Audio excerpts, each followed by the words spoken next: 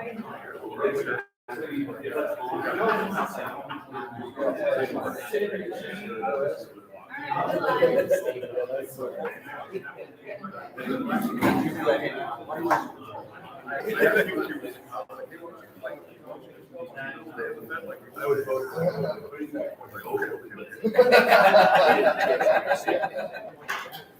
guys, it's 9 o'clock. Before I call us to order, our secretary has some annual housekeeping she'd like to take care of. Hi, everyone. It's become somewhat of a tradition for me that I give a gift to the new LNC members. You see my fancy little name thing there. I'll follow one for each of you. So I'd like to pass this around, just grab yours. And on the corner there, I have the little holders, so when you have a chance, just come and get one. Particularly with the nice new video system we have, when it looks at you, your name will be in front of it. So be good. And if I spelled your name wrong, don't be embarrassed. Let me know, and I'll order you a new one. I hope I spelled everything right. Thank you. Thank you.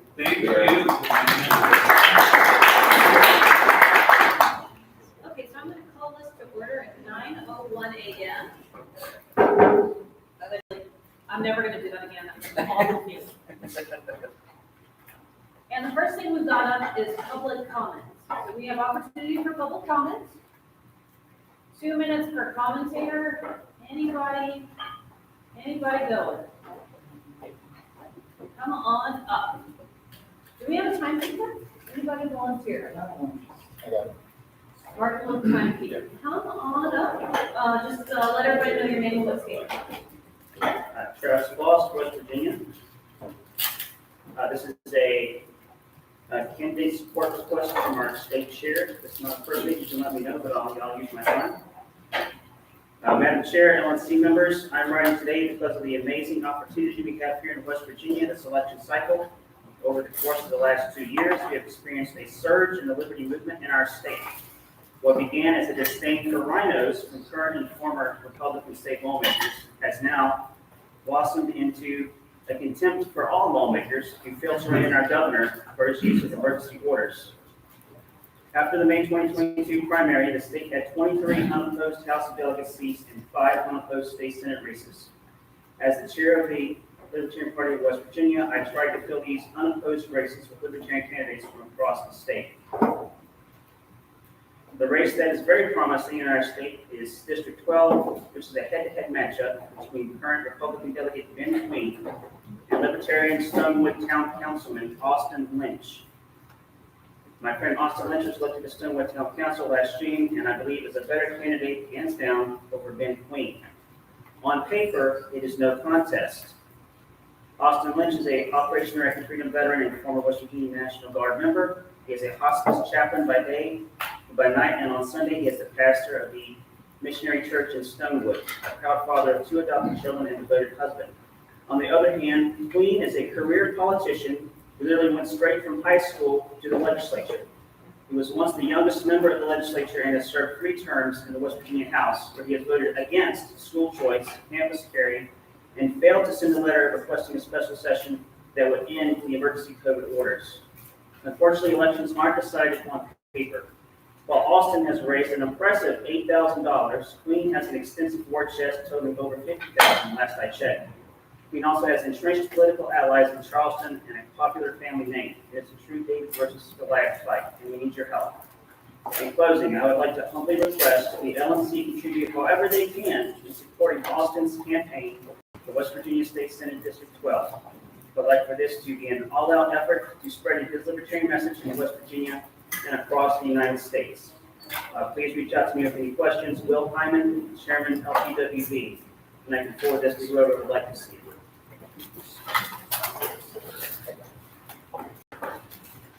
Any other public comments? We have time. See, had a little round of shoulders. There we go. Thank you. Let everyone know your name and state. Hi, my name is Luke Emser. I'm from Pennsylvania. I wasn't really planning to make any public comments, so I don't think I'd be prepared, but I'd just like to make a call to have more of a focus on the escalating tensions with Russia and China, because Murray Rothbard himself said that the greatest threat is mass murder and nuclear war is the worst threat of that. And it seems like our leaders, your leaders in Washington, are hell-bent on provoking a direct confrontation with Russia and China using the proxies of Ukraine and Taiwan. And that, I think, is potentially would be the greatest catastrophe in the history of the world. And we are the party of peace, so we should have something to say about that. More to say about that. There has been stuff that's said. I would just like to call for more. Thank you. Here.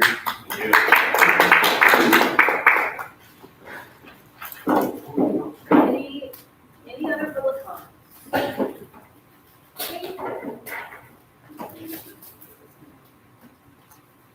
All right, if there's none, we're gonna go on to the next agenda item, which is attendance roll call. Madam Secretary, would you like to do roll call? Yes, ma'am, so, Angela Carter, present, Joshua Smith, Here. Pat Gopian. Here. I am here, Mr. Blankenship. Mr. Bowen. Here. Mr. Elliott. Here. I know Mr. Michaela and Mr. Ruffo were going to be absent. Mr. Banner. Present. Mr. Bouquet.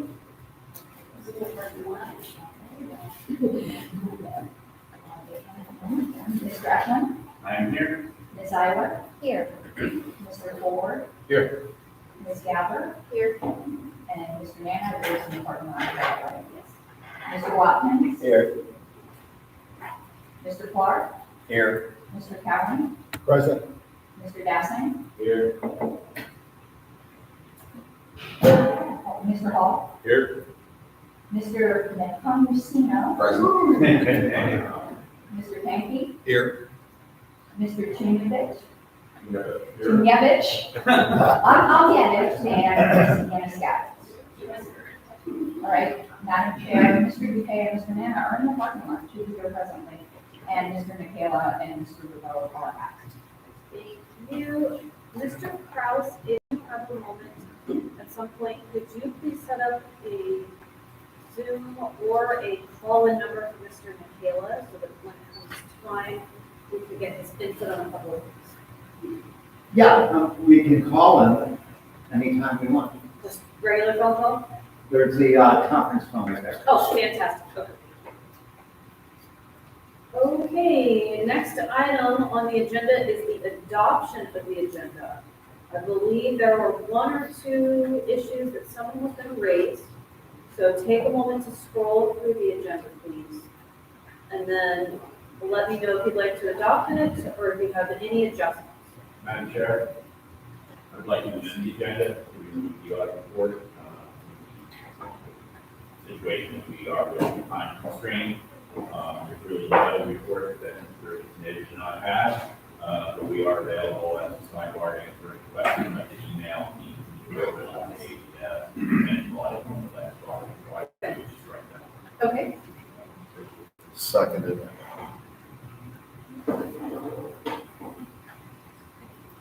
Any discussion? Any objections? Would it be all right if I say hearing no objections, that portion of the agenda is set? All right. Anything else? Oh, yes, Ms. Secretary. I believe the convention committee report needed to be added, Okay. so I'd add that under the standing committees, where the audit report was going to be.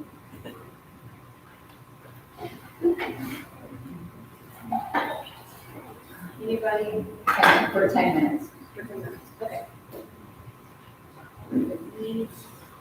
Are you? Second. Okay. Any further discussion on that? That was an oversight that we need to do.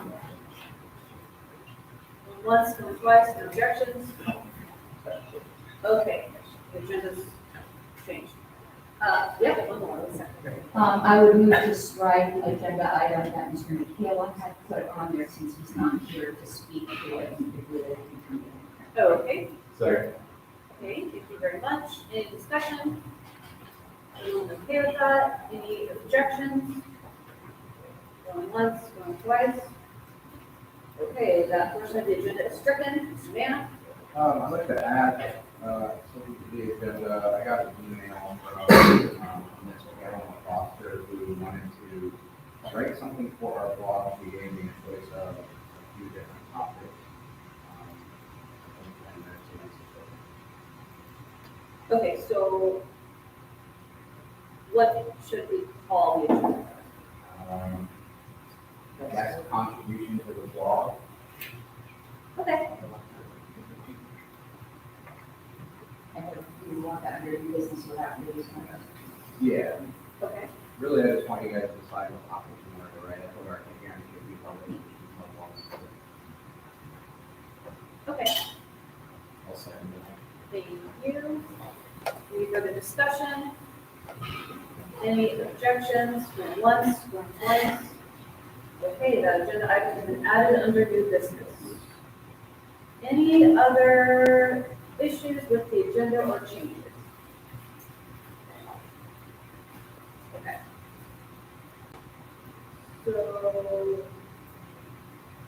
our wonderful secretary is typing into OneNote. Can we get an updated version of the agenda? So we can have it? Yeah. Okay, great. Okay, so the agenda's been amended, what, 3 times? I think it's 4 times.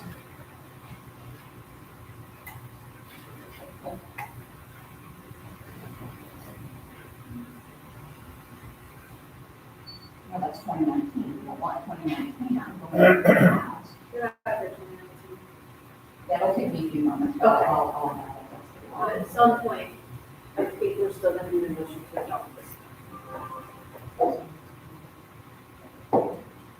I would look for it off the agenda. As amended. Okay, Second. okay, seconded by Mr. Bender.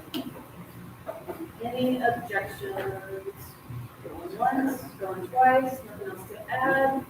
Okay, agenda's adopted, fantastic. Thank you, it will get updated on the screen once our secretary has a chance to catch up to it. Okay, the next item on the agenda is, wait, did we skip credentials report paperwork check? I had already taken care of that, and what that is just making sure everyone is still a current national member, Okay. which is required for the LNC, but I confirmed that with Mr. Kraus. Okay. Okay, then the next item on the agenda is report of potential conflicts of interest. Anybody have potential conflicts of interest to report? The list as it currently stands is in the OneNote, so if that is current, then that will suffice. Okay. Okay, and then we're gonna go into officer reports. So our secretary sent out an email, I believe, reminding everyone that when you give a report, you're really just speaking to supplemental issues. And you don't actually have to repeat your report verbatim. Is everyone aware and comfortable with that? I think you aware now. Okay. Okay, chair's report, sent you a 6-page report about a week ago. A couple of things I would add are that I mentioned Texas they're in the middle of litigation and having a fundraiser for that. They're also doing something pretty interesting, which is they're doing outreach to some of the people who were impacted by the Uvalde shooting. So I think that's really good and the kind of outreach we need to do. So if anybody is interested in that, you should definitely contact them. I think Judith is a woman who has been corresponding with me. You'll probably also get in touch with anybody on their Slack. Joe Burns. It would be really cool to see other states try to do a little bit of outreach when those sort of things happen. So just be mindful of that. Let's see. A couple of people asked about joint national state party membership. It's called unified membership. We do want to revisit this idea and see if there are more states that want to go in on it. I was working with our treasurer. We are talking about giving the states a portion of the proceeds from each membership so that they're incentivized to do that. I know there are a couple of states that haven't used the link yet. I think rather than shaming them for that, we probably need to help them understand how to market it and make it look a little bit more appealing. So I hope that clears that up. Someone also had questions about the affiliate link program. I do intend to have an official rollout for that in August and have, advertising for it and push it.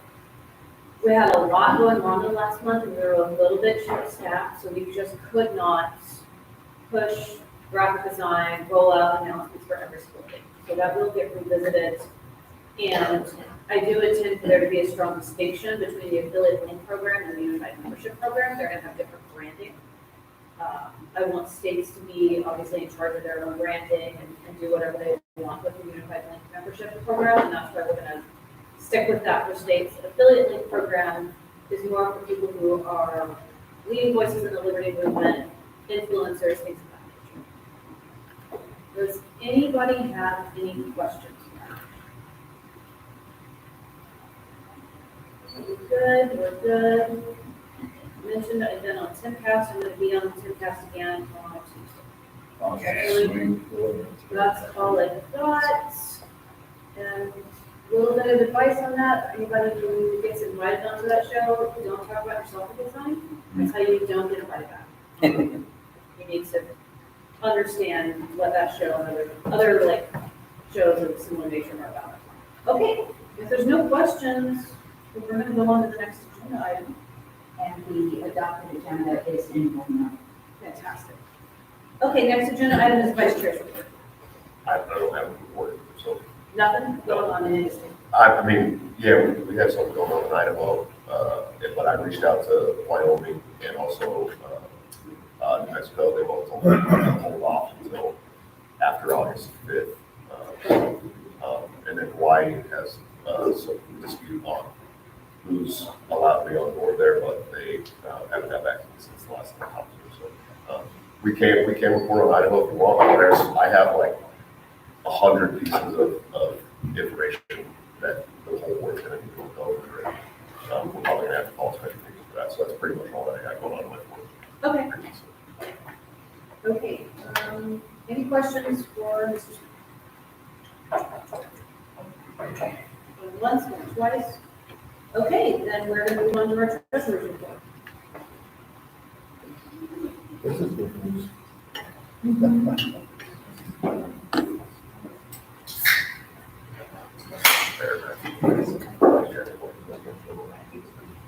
All right, the June report that I entered will serve as the treasurer's report. So just a 30-second recap. $180,000 revenue was our best non-convention revenue month of the year. We are up to $241,000 cash reserve, which is a strong cash reserve position for the party. We have paid off the $50,000 loan. That balance is now zero. Expenses were kept down brilliantly by the staff over the entire course of the year while we were experiencing lower revenue. That has kept us in a solid position. So thank you to the staff. The reason the revenue was up is because we had an uptick in membership. That is something that's important to note. That as our revenues went down, that was one of the reasons that we were significantly missing revenue, is because membership was dropping each month. So it has an enormous impact. In addition, we did have a lifetime increase over that course of that month. That's going to carry over from the convention. Recurring donations is another thing I wanted to highlight. We were up 7% last month to the highest point that we've ever done, which is around $53,000 a month. So we need to focus on continuing to increase new members, continuing to convert people to lifetime memberships, and then very, very importantly, for revenue continuity going forward, we need to focus on increasing our monthly contributions. Any questions? All right. Thank you. All right. item is Secretary's report. I'm going to have a. However, Yeah, I'm gonna do it from here because I will have a couple of motions. One thing is I started passing around the room, I don't know if it's going around, we got some really good coverage in Westward and Denver. And I think seeing the actual physical magazine is a lot more impactful, but it was really, really good coverage and I've worked a great deal of time on that. Most LNC members, your local town, RABs are very interested in having the fact that a hometown person is on a national committee, and you probably can get something very similar. Or if you do a press release, it almost always gets picked up. At least in Colorado, that's been our experience. So don't really have much to add to my report, but I do have some motions. So the first motion I would like to make is to approve the 2022 convention minutes, version 7, which has been posted on the website for the required amount of time for the bylaws and has been distributed to the LNC. Second. okay, does everyone understand the motion? It's just, okay. Any discussion? Okay.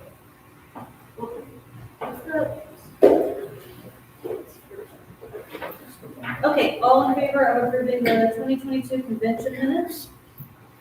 Please say aye. Aye. All opposed? All right. Now, Secretary is all right, that there's not two roll call. Well, since there was no objections, it does require a 2/3 vote, but obviously it was. Okay, my next motion would be to approve the July 23rd, 2022 LNC minutes, version 2, previously distributed to the LNC. Second. So moved and seconded. Any discussion? Any objections?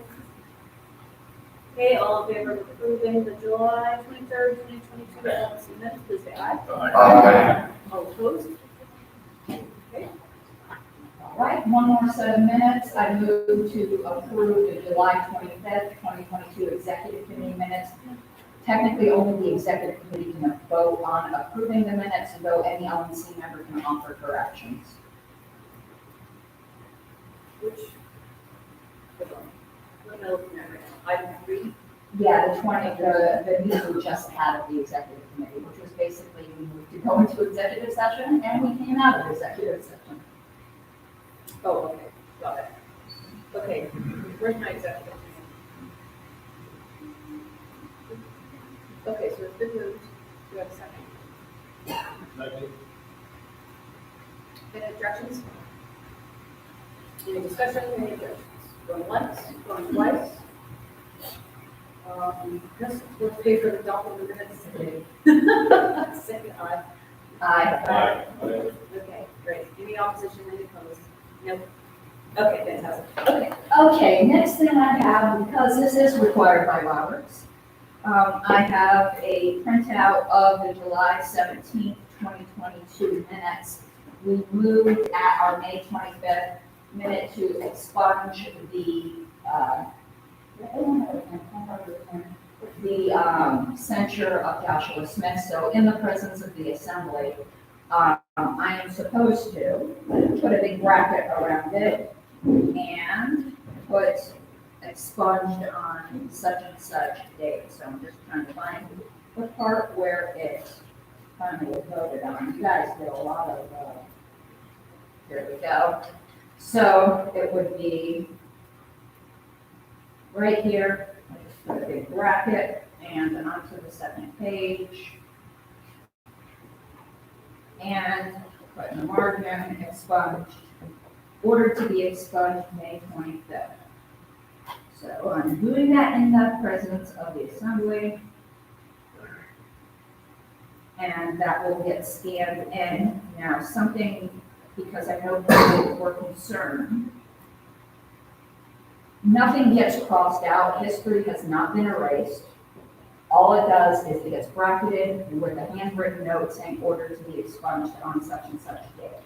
So those will now become part of our official record.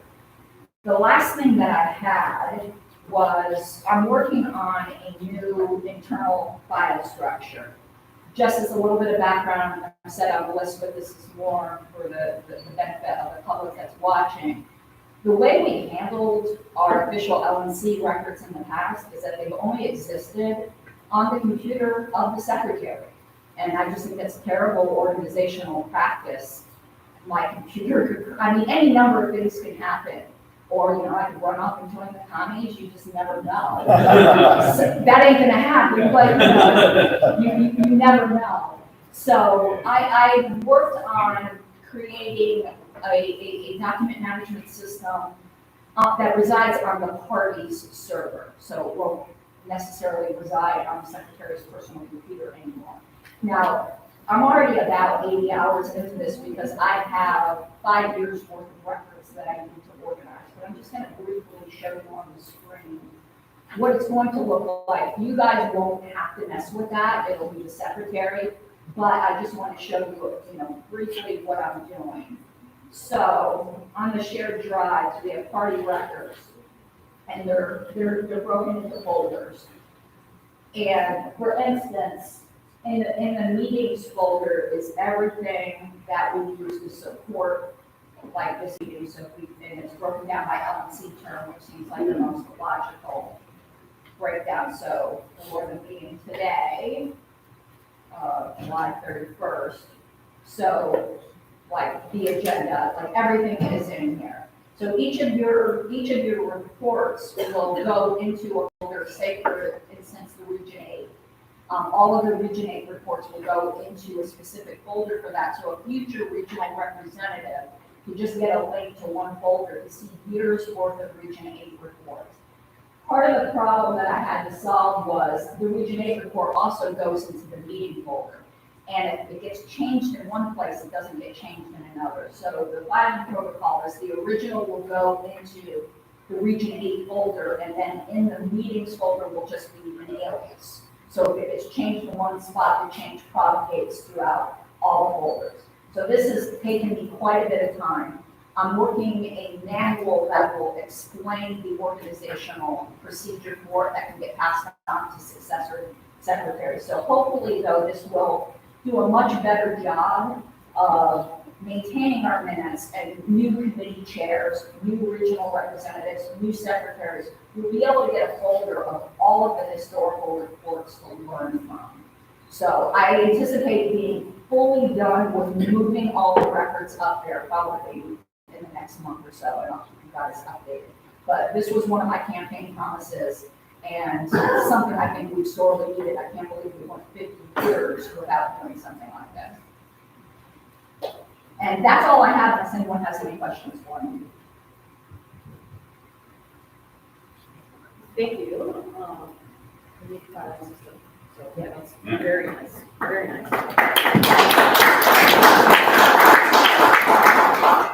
We are an hour ahead of schedule, which is awesome, and makes me feel great, and I love you. The next item on our agenda is staff reports. So we've got 90 minutes on the agenda for staff reports. Staff, you have plenty of time. No pressure to take all the time, but you have plenty of time. I will try not to ruin the wonderful trajectory that we're on. Though I recognize that it is oftentimes terrifying to hear the words Mr. Harris 90 minutes. So I will be brief. So as all of you on this board and most who are watching online are aware, this is my last LNC meeting as your executive director and the last couple of days of my tenure as executive director for the National Party.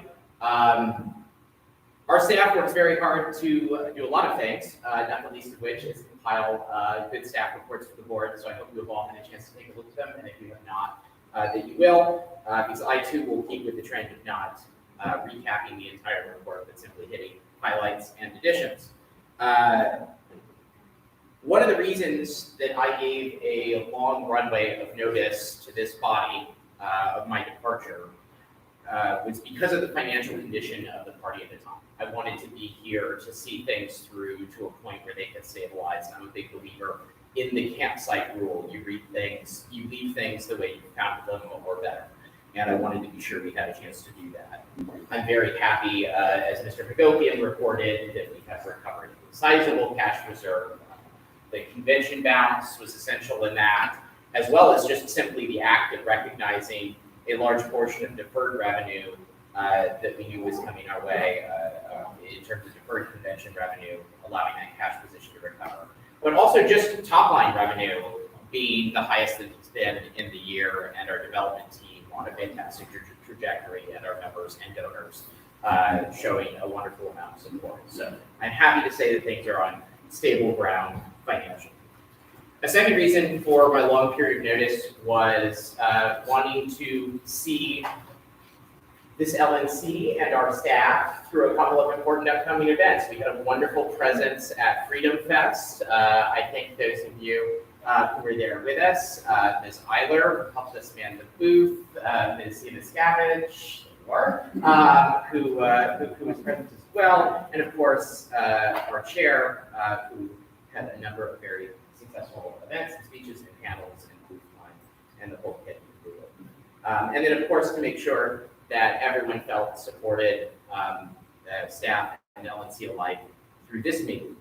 And the third and final reason for my 2-month window of notice was to ensure that there was plenty of time for institutional knowledge transfer. One of the big challenges we have in this party at the national level, the state level, at the local level, is the loss of institutional knowledge when we have turnover. And so I'd like to express gratitude to our chair and our senior staff who have endured many long meetings with me over the last couple of months as I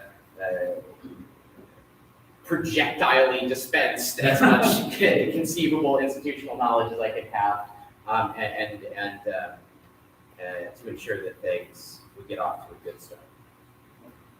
I'm going to go ahead and turn things over for their individual report sections to our staff members who are present. Before I do, I will just express what a tremendous honor it has been for me to be a member of LNC staff for the past 4.5 years. How privileged I have felt to serve as executive director for the last 1.5 years. It is more than just a team. Our staff is like a family. In more than any other place I've ever worked, more than any other group I've ever been a member of, more than any other body that I've joined, we've become such important people in each other's lives, and we remain that way when we leave. And I know we have a challenge to compensate for some staff attrition. I'm not the only departure this month.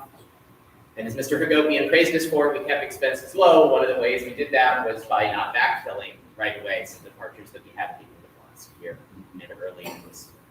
So I know that's a challenge that I'm sure very competent people will be tackling going forward. I appreciate you in this room. I appreciate the former LNCs with which I served. I appreciate the 4 chairs that I served under in my 1.5 years.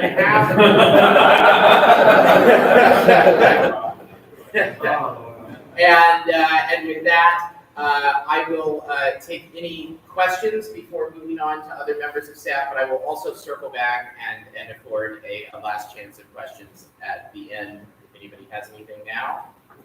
Otherwise, I will recognize Mr. Robert Krause for the report from our operations team. Mr. Krause. Hi, I submitted a report. Hopefully you've had a chance to read it. I'm happy to take some questions if anybody has any questions about anything.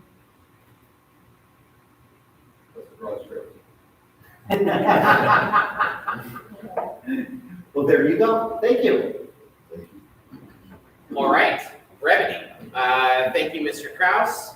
The back portion of that operations report, of course, was our CRM and affiliate support report. So we will move straight from Mr. Krause's section to recognizing Mr. Andy Burns. Andy, you can come on up if you want. Sure. Let's make it match that. And, I'll keep each other on their side. Yeah. Not too crazy. 90 minutes. I will maximize.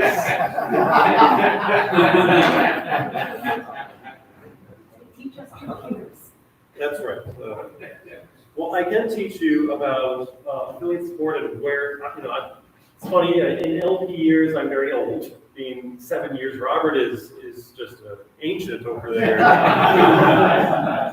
But, it's amazing that we continue to have a great institutional knowledge of Robert. It's absolutely critical. But in the 7 years, I've learned a lot. It's been in 2014 or even before that, after the Gary Johnson campaign, and Ron Paul initially got me into all this, was, okay, what's the Libertarian Party of Minnesota? What do they got going on? What do you have to work with?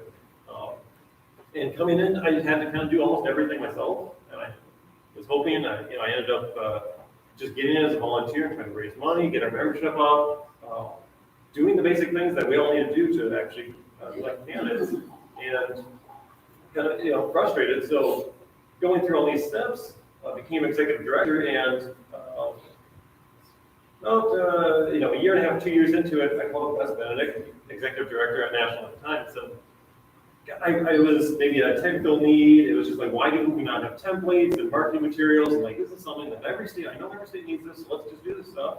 And he's like, I only have so much time. So anyway, that's how we got hired, and that's how we started. That's how I started, and now I'm here. And so we ended up, putting together a knowledge base, and we put together marketing materials, and these are available right now. But from a 2015 to 2017 standpoint, these 2 years, it was me trying to work with California for doing some fundraising with them.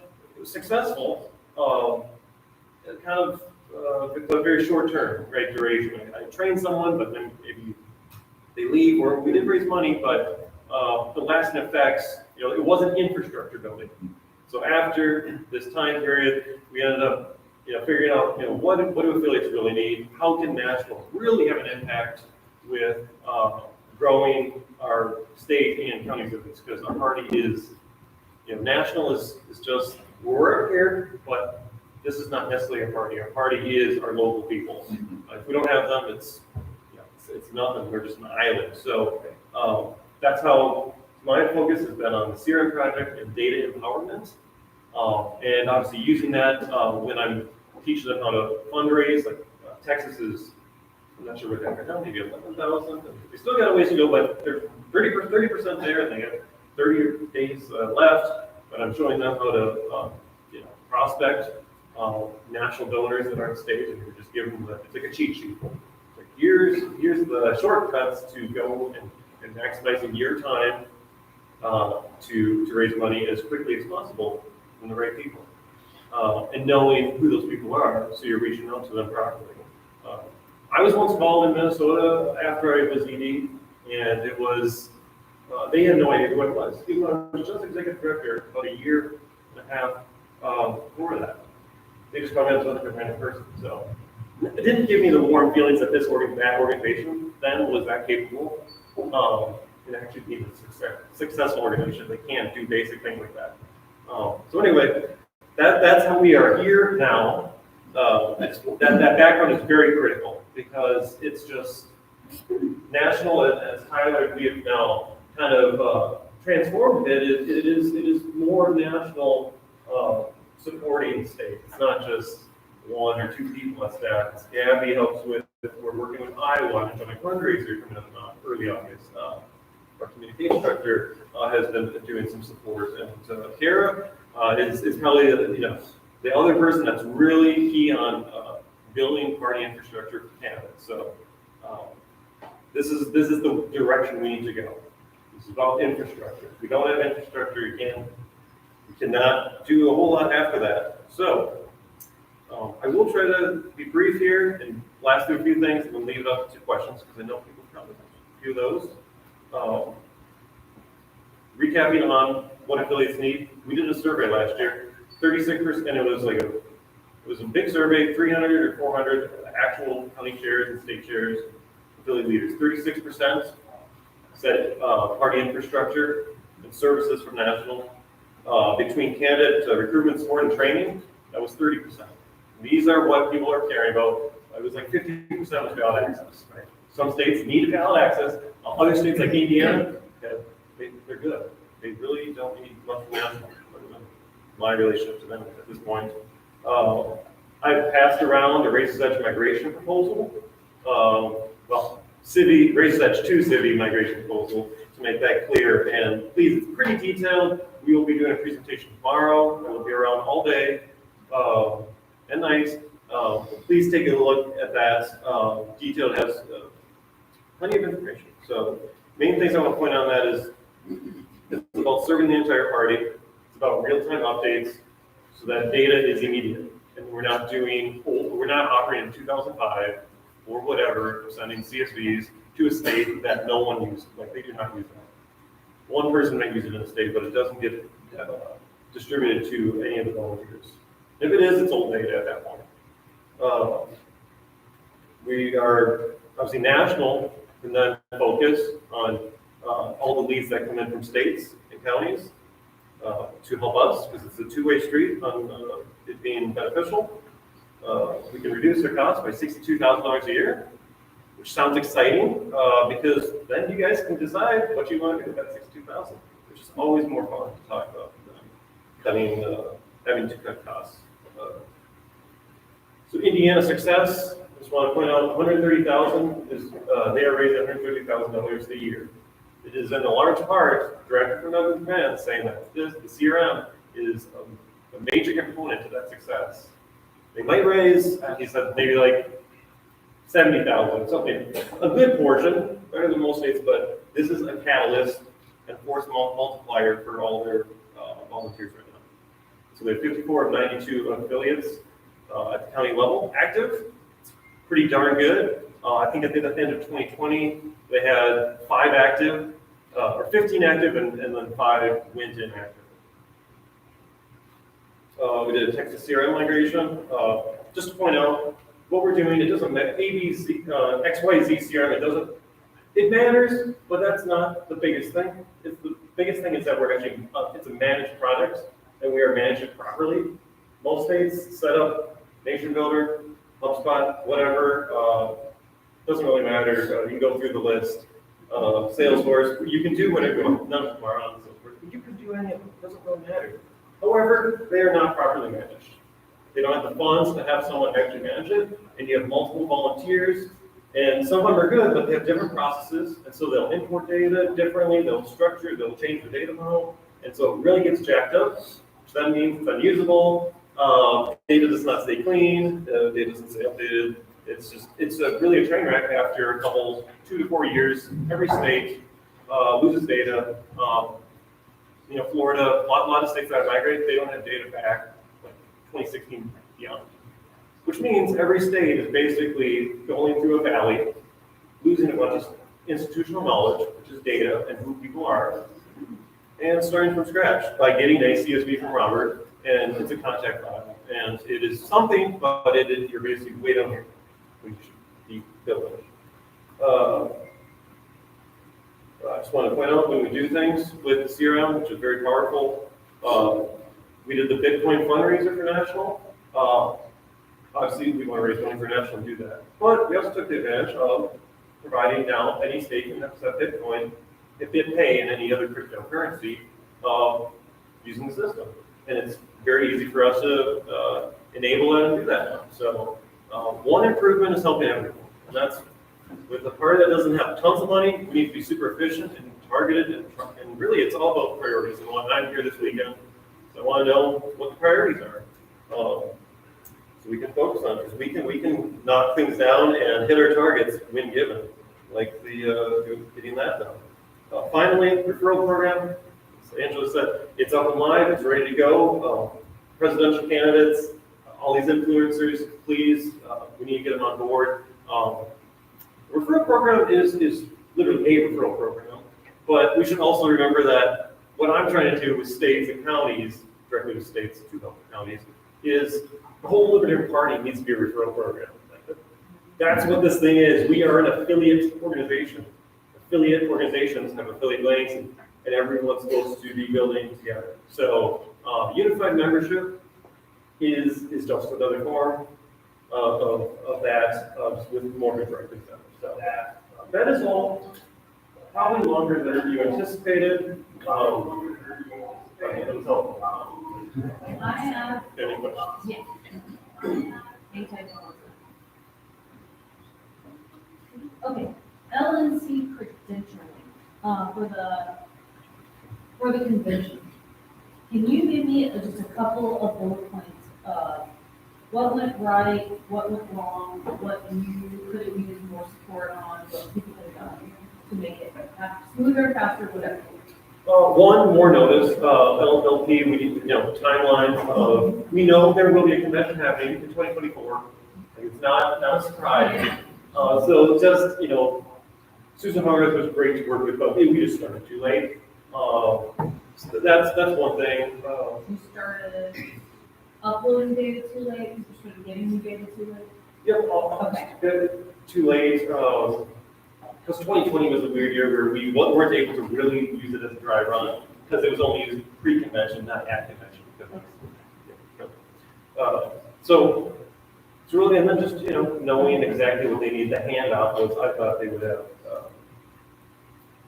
I gave them all the data, they have all the delegates. At that point, they can, any reporting, they have to tell them. At the end of the day, any state needs to tell us. Okay. And that's why Evan McMahon in Indiana, where the relationship works great, because it's like, I need this. I'm like, oh, I understand. Whereas sometimes it's a little fuzzy on what this is for. But, Do you ever anticipate that people don't know how to communicate their needs? Is that a thing, or is it just that they're sort of heel dragging or procrastinating, or they're too busy with other things, and then they're like, geez, I forgot to get But we are needing to go deeper to do like a discovery of like getting them to be able to communicate Okay. exactly what they want. that? It's kind of, it's not a very clear. Yeah, that's fine, because it seems like it's kind of murky, so I'm trying to figure out how do we make it feel easier for you? And it's also just a time thing. Okay. Doing, the Bitcoin fundraiser or whatever it is, I don't know how much time to spend on any other than let's do it fast, cheap, and good, which we all know that formula actually is broken and never Yes. works. You cannot do all those three. You have to pick two. I always tell people, pick two. And so, cheap and good probably is the one that keeps getting chosen. I can do these things, but. Okay. How much time do you need for a project like that? Because you have an entire workday, and then we have to cram something new in, but you obviously have other things that you need to do. So if we wanted to do any kind of special project that was like the Bitcoin thing, or something of a similar size, what kind of lead time do you need to not be stressed out and do stuff? Depends on what we're doing currently, but it's hard with the Bitcoin one. It would be we actually needed to upgrade it and make it the integration work, because we didn't actually we took something that worked in 2019, had to upgrade it and make it all work. So we had a developer that we had to work with, and so it was not do it in the future, doing that next year or another time. That would be something that we prioritize as a top priority, and I could get done, in a few days. But because there was some dependencies and stuff, Okay. it's all situational dependent. Okay. Raises that migration, how much time are you gonna need? Like doing anything else? Well, usually, yes. But that's where, we could probably, it's probably not appropriate for public comment, but we're gonna wanna be able to shift around a little bit more, because right now, everyone wants everything. Yes. That is not real, and it's frustrating. So. Okay. Okay, thank you. And just a quick observation, we had a pretty successful convention a couple months ago. We'll talk a little bit more about that later on in the meeting, but just wanted to let everybody know that we had a very fluid, dynamic sales and marketing process. We were changing things on the fly based on our numbers, based on what's happening. And I just want to personally thank you because, I did a lot of emailing with a lot of one-offs that I had to ask you about, changing to the specifications, upgrades to packages. We were doing things and making decisions on the convention committee that the CRM and the website didn't necessarily do. So I just want to thank you, because I know I did ask you for one-offs from time to time. I know you're busy, but you were able to handle those and efficiently, publicly. Yep, thank you for your work. And that just triggers a memory of I know there was maybe a case where we were given, like, tell us your goal rather than giving us how we should do it. Mm-hmm. And so there's a lot of that of like, they said, well, maybe this is how we want to do it. And it ended up working, but, it's much more, just step back, tell us the goal, give us a chance to give you a solution, then send it back. Is that actually working? Then we a little bit more planning, of course. Thank you. All right, thank you so much, Andy. Very appreciative of your time. So moving on from the operational side of our staff to the all-important development side of our staff, we've already talked about how important the revenue growth is, how important pledge member growth is, and of course we have a team charged with ensuring that those priorities are met. Because of the meeting schedule around the convention, not incorporating this kind of staff reporting time for those short meetings, and the last LNC not having a Q1 meeting, in spite of being on our team for quite a while now, it occurs to me this is actually my introduction of Gabrielle Cordova to this to this body and to those of you who tune into these LNC meetings. Gabrielle comes to us with a wealth of nonprofit fundraising experience. She joined our development team and very quickly moved up and slotted into the role of development director, where she has been working for several months now. She has been absolutely fantastic. I don't think there is a donor or person in this party I am aware of that does not just absolutely adore Gabby. And she has really, really helped us to come through a pretty tough revenue time and come through it strong. So with that, Gabrielle, come on up here with the development report.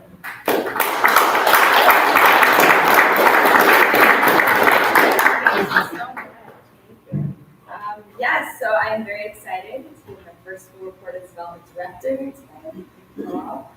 It's just been a couple of months since our convention in Reno, but a lot has happened in that time. You can reference my report for any numbers. I'm happy to take any questions at the end.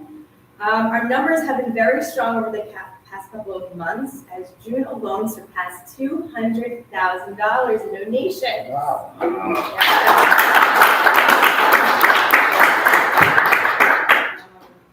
We have gained a lot of new donors and quite a few lifetime donors. This is all great, but I do want to bring up two things moving forward. One is that the average gift size is down from last year being $60 to this year being $44. And the second is that the overwhelming majority of our fundraising numbers since convention have come in the form of membership donations.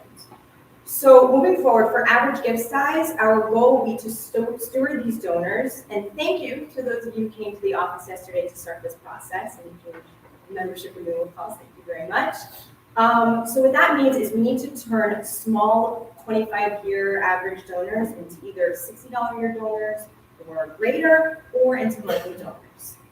And as for membership, so while the excitement is still in the air and we're still getting new membership pledges, it's important that we start transitioning into other revenue areas to keep our financials high. So ballot access, candidate support, affiliate support, and just as an example, we're about $10,000 away from our ballot access goal for 2022.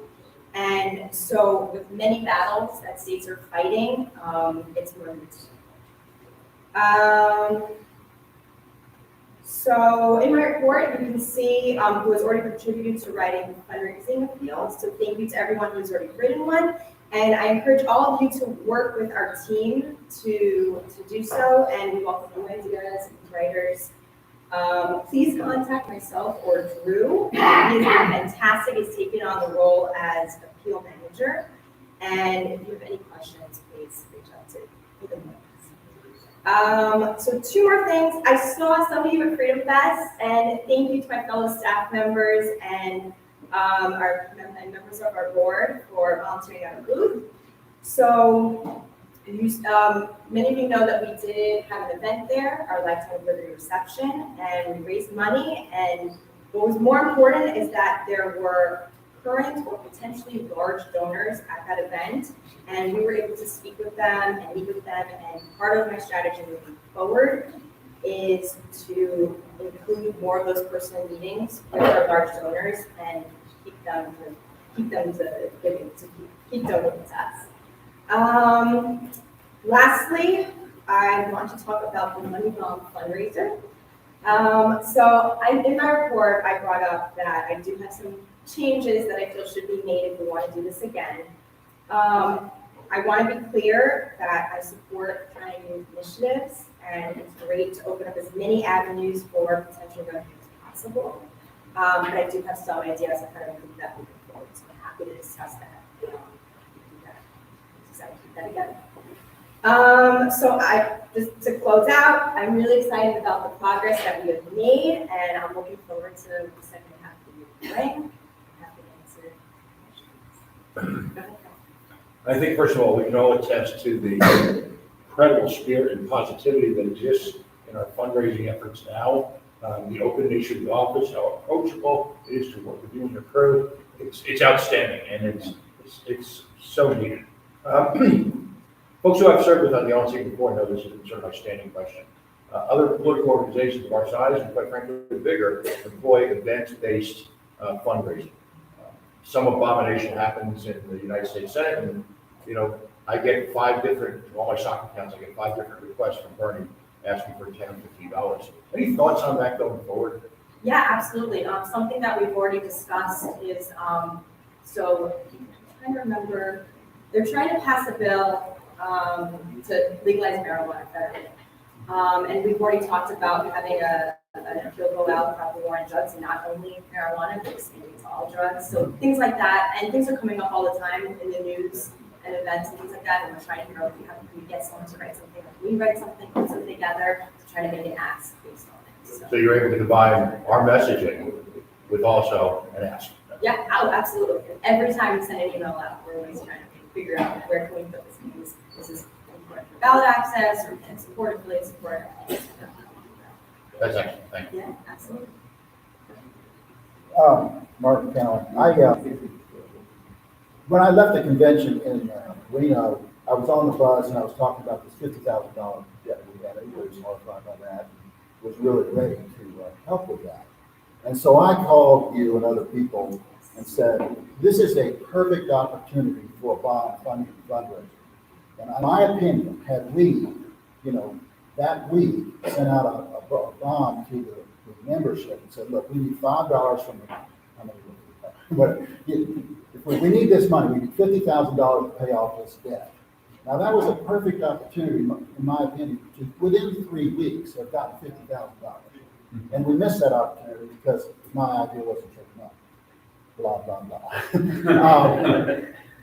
So what I'm saying, I'm not saying, boy, I really wish my idea had been taken up. I wish my idea had been taken up. We missed an opportunity there. Others will come along. Yes. And we need to be quick on that. We need to be quick on the draw and not waste the opportunity to get $50,000 for that debt. No, absolutely. That's all. And we are currently a little short-staffed, so it's I'm not blaming you. No, I know, and your idea was, it was great, and it was, No, you and I are on the same page with that. It was, we are. It was an opportunity, and those opportunities will come up, and I know we will be quick on the ball. Then, hopefully I can expand my team at some point, but for now, no, thank you. That was it. And another thing was, I don't know how much we wanted to publicize the debt to our membership and our donors, but yeah, those opportunities will come up again. Hopefully we'll just thank you. Would you mind discussing your feedback on the Money Bomb project? Sure. So a couple of things. Again, this is the Bitcoin project? This was, yes. So the first thing was for the thermometer. I felt we could have started. Our goal in our minds would have been we have 2 Bitcoin, 30,000, 40,000. Now I think it's 50,000. It's gone up. But I think we could have started the thermometer at 10,000 And then once we saw we were, reaching that 8,000, 9,000, then like major push, we're so close, we're right there, and really hype up our donors. Another thing we could have done is make sure we had donors who were ready to give right then and there. So we said, okay, now's the time. So, or they could make the donation and we could on the back end push it out whenever we wanted to. But make sure we have that donorship.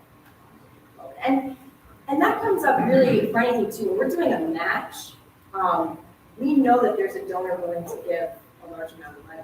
And we can take that money at any point. If we don't have to wait until we have, let's say it's a $2,500 amount. We don't have to wait until we have 2,500 donors to get that from that major donor.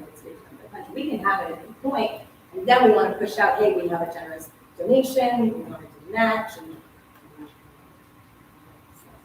yeah, so I'm excited to do something with this thing.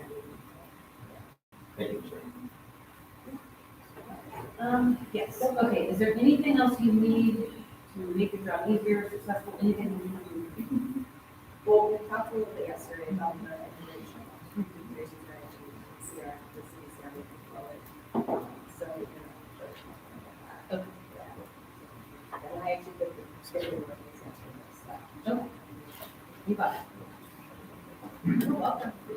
So just to be clear, I don't know. Yeah.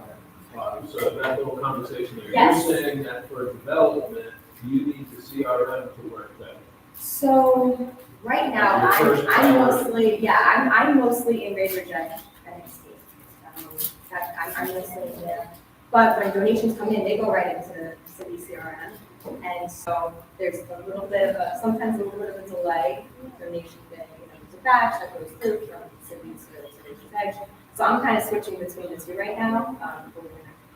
So you're hamstrung your efforts until that gets fixed. A little bit, not yes, somewhat. It's not crazy, but it's deciding, okay, does it mean what I sent out from Razor's Edge? Should we get sent out from Civic? More like a persistent hiccup. Yeah. A barrier, kind of like a regulatory barrier. So how can we make your job easier in that regard? Well, as far as Razor's Edge, Civic, or As far as it, so we have essentially two sets of documents. How can we make it better for you? Do you prefer that we migrate off of Razor's Edge and have one city CRM that does everything? Do you want to keep Razor's Edge and just somehow make the integration better? What makes your job easier? I would like there to be just one, and like to have studies and experiences. So just one CRM, organization uses, definitely agencies, and that's the hope. We have a little bit of timeline, it's just a little bit, but the team's been great, Andy's been great at helping out, and we need to go some day-to-day things, we've been doing some training with us, so.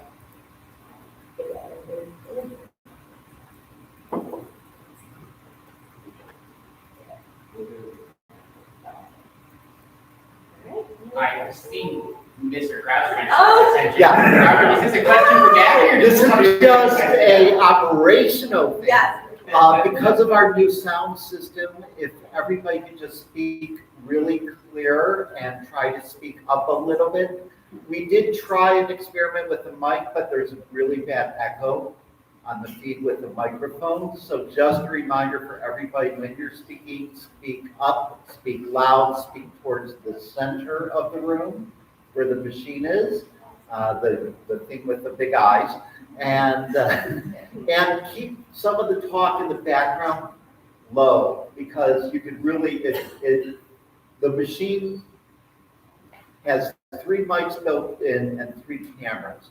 So let's say I'm sitting over here and I'm unwrapping candy. It's going to pick up that sound and it's going to focus on me unwrapping candy, and you don't want that to happen. So I closed the doors because there were several people out there talking, and I saw the camera and the microphone was focused right on me and the door, and I'm like, oops, okay, I better go close that. So I'm checking it often. We're trying to keep things as quiet as possible for the audience so that they can hear who's ever speaking. So just speak up, speak loud, speak clear, and towards the center. Thank you. Thank you, Rob. All right, and thank you, Gabby. Thank you. Yeah. All right, so before moving on to the next section, I do want to briefly touch on the comms report. We are, of course, at the moment without a national communications director, and moving from comms into political, also without an activism coordinator. So this seems an appropriate time for me to acknowledge and appreciate the years of service and tremendous professionalism from our former comms director, Becca Congdon, who of course also worked as part of our hardworking development team for part of her tenure, and our activism coordinator, Michelle McCutcheon, who similarly worked as part of our membership and development team for part of her tenure. And we're both big parts in both of those roles of our success in 2021, and I'm sure will do well in their next endeavors. Thank you.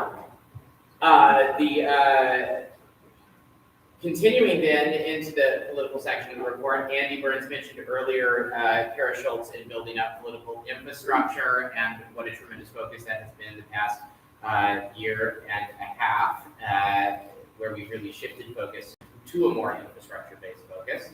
Kara Schultz.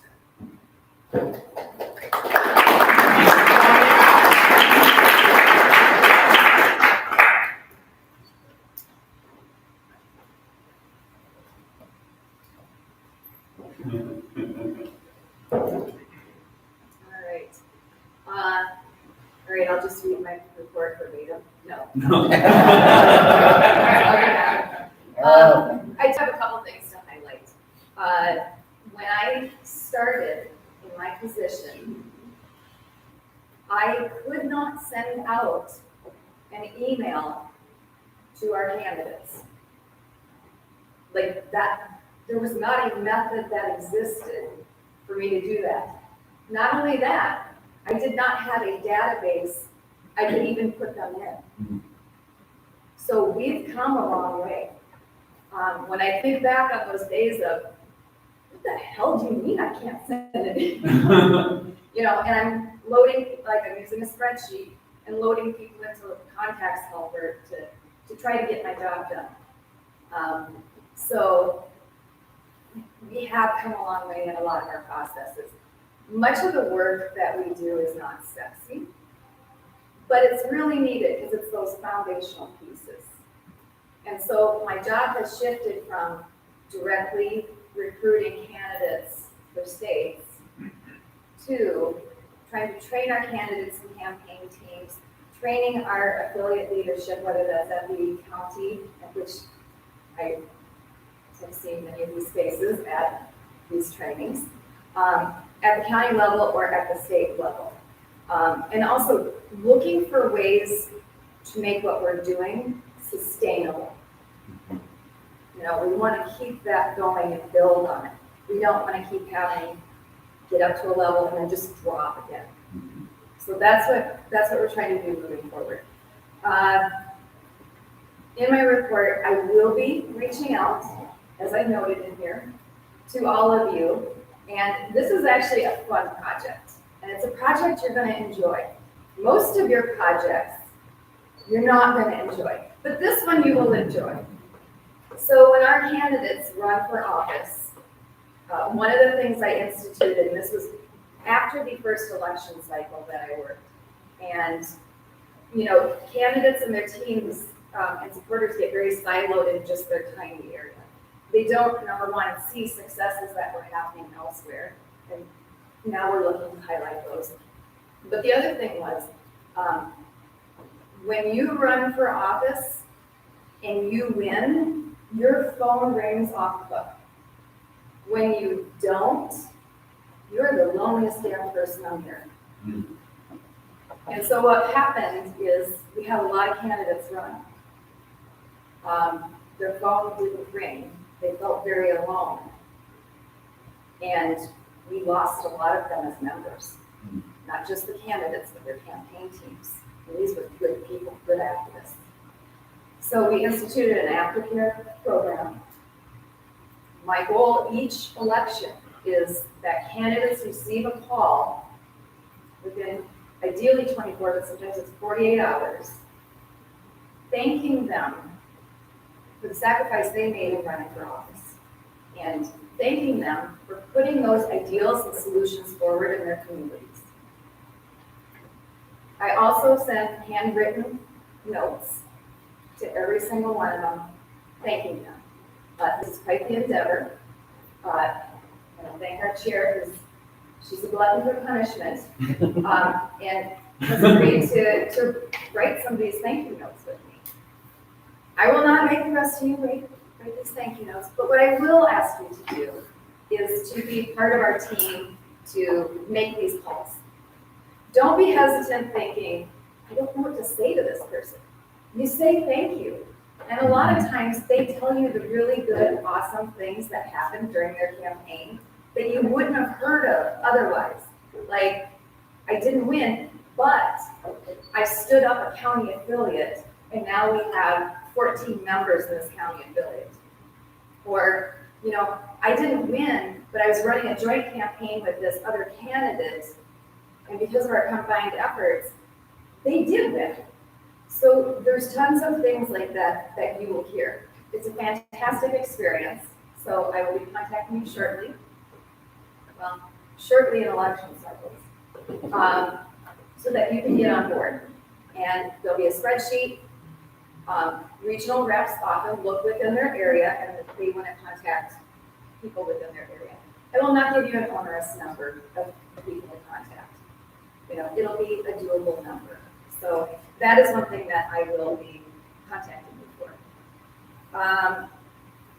Day of Education was wildly successful. We asked people to change a behavior, which is Thursday's travel day. Like, people have been coming to convention a long time. Thursday's travel day. And we asked them to change a behavior that would incur them extra expense, which would be another night at the hotel, another night of meals, another day of meals. So we did well over twice the number of people we expected. And in fact, people who weren't even registered came to the Day of Education. They were registered for the convention, so just not the Day of Education. And that is why some of the negative feedback that we got was actually really positive, because it was, man, there's standing room only in this class. No, I'll take that all damn day. I'll take that all day. That is fantastic. But the feedback that we did receive was just overwhelmingly positive on that. And these are the infrastructure things that we're trying to incorporate. Regional training in the odd years so that we can get out to these areas, because not everyone can travel to the national convention. And then a different type of more in-depth training at our national convention. And keeping that going, not having these be one-offs. So that this is just something that becomes part of our culture, that we are always looking to continuously improve. You know, whether you're running for office or you're running your state affiliate or county affiliate. That's what we're looking to do. I do have feedback, I do have suggestions for next year. We all hit on one of the suggestions, which is we got to do registration and credentialing a little differently, especially with how that was impacting the Day of Education. But we have time to work that out. So we will work that out. We are prepping for regional training. So I will be contacting region reps. This is how we did it last time as well. It is the region rep will call a meeting of their state chairs. I will meet with them, the region rep and alt. I show love to the alts too. Will be part of these meetings, and they get to decide the state and the date. And we're trying to get them between January and May, but they get to choose because they're participating. This is not something we're imposing, we're partners in this. And that's how I want to build this relationship, which is a partnership. So I will be contacting you for that, so that we can get those going. We'll do that after the November election because that's where everyone's focus is right now. And that's where a lot of my focus is right now, because I will be hitting my time of year where campaigns are having interpersonal difficulties within the campaign, and then they call me for love, and I give them no love and tell them to suck it up and do it. So that's the period we're entering. And then I do have the plan of work update. One thing that is getting ready will be coming before you sometime fairly soon in the future. We have a ton of records from the Joe Jorgensen campaign. By ton, I mean like 30 million. They need to be worked, and they need to be worked by multiple departments, not just my area. I know Gabby wants to crack at them. This is our sweet spot. But we will need to append that data because it's years old now. It's nowhere near as expensive to append data as it is to purchase data. But we're going to get some quotes on that and put that before you. What I'm going to be using it for is for policy message testing at the local level, because we're looking for our next year's election cycle, right? So you have your local candidates, community and counties, right? And this is looking at what policies in their area do voters care about? What are the issues, right? Because we can guess which sucks and is wrong, or we can find out what it is. And then once we find out what those are, then we look at which solution and which phrasing of that solution appeals better to that demographic in that area. That's one of the big asks we get from candidates and campaign teams, is help with that, identifying the issues and how to articulate it. So we'll be doing APCD, testing on that, and using that large database in a randomized fashion to do that type of testing. The rest is on my plan of work. Up to you for questions. When you say we need to append the Joe Jorgensen, Sure. So what it means is you update of, do they actually still live there? People move, Are they dead? Right. Are we missing an email? Are we missing a phone number? Is there other data that can be put into there, such as issues they care about, which way they lean, income level? There's just a ton of information that can be put onto that. So it's updating and correcting, and then also filling in links that we have. So on that subject, these are third-party database companies essentially that sell this commercially? Oh, you bet, yep. And It's an appalling amount of information that these companies have. And where do they get their data? How do they know what I claim as an income field? Multiple places. It truly is awful how much information there just is out there about you. Like every single contribution you have made to any organization, if it is a nonprofit organization, that information is out there. Is that Google capturing that and then selling it to these data aggregators and then they sell it to us? It's all of them, and it's Facebook, and it's the birds. Okay. It is the birds. I mean, it's trade associations, it's realtors, it's, the bank. It's just unreal. Well, and some of the federal requirements, they actually that say once a year we're required to confirm this information, or somebody's going through that now personally, and they just automatically hit okay here and move on, and that ends up being sold. If even though it's required, I have to tell me I have to do it, and then, okay, so All kinds of I apologize for my being all this kind of room that you all probably know this and don't agree that Hey, this is all. Good deal. Oh, you're so much younger than I am, sure. Okay, sorry. Pat just feels old. And I'm a data guy from back in the analog days, and so I worry about, what's the integrity of the data and those sorts of things, but apparently. I was brought up on DOS, so I understand. Any other questions? All right, well, let's have a big ass election.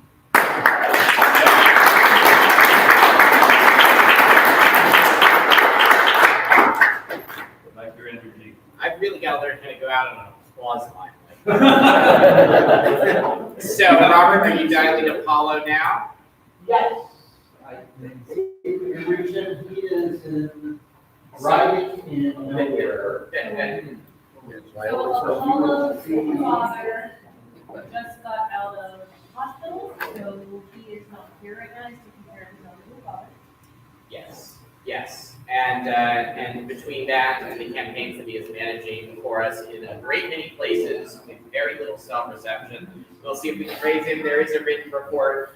I will be the bad guy so that he doesn't have to, and point out that at this point in the campaign cycle, there may be a great deal of information that is sensitive to political strategy, and so oftentimes is not included either in written reports or these public conversations. But nonetheless, I'm sure if he is raisable, then he will be happy to address the body. Hello, Apollo, how are you? I'm well, sir. How are you? Good, we can hear you loud and clear. You have the LNC here. Wonderful. I'm very sorry that I'm not able to attend in person. This is the first LNC that I have attended in person. Unfortunately, I had a family situation that prevents me from being there. I am also currently driving to a few business meetings and going to some fairly remote areas. That's difficult for me. My report, as you have seen, we are hosting campaigns, door knocking, working with candidates on their campaigns, their messaging, their data, their work, their overall strategy, fundraising, the whole nine yards. Our team was more challenging this year because the team higher and difficult. We are paying less than the average cost for our field campaign. So it has been hard to retain field use. And but we are working out field right now. Their current state of rate is good news. We have candidates that I'm currently looking candidates in these 6 states, and I'm always willing to answer questions for any of the candidates that might need assistance or able to contact me. And I'm not sure how much longer I'll have you guys. I'll go ahead and say answer any questions that you guys might have. Thank you, Mr. Frizzell. I will call out questions for Mr. Frizzell if anybody has them. I'm sorry, I couldn't hear. I apologize. Robert, you may want to echo, there are no questions. There are no We questions. express a great deal of appreciation for Mr. Frizzell and the work that he is doing in the field, and we are excited for November. We are excited for November and completely appreciative of you. Take care and drive safe. Thank you very much. Thank you.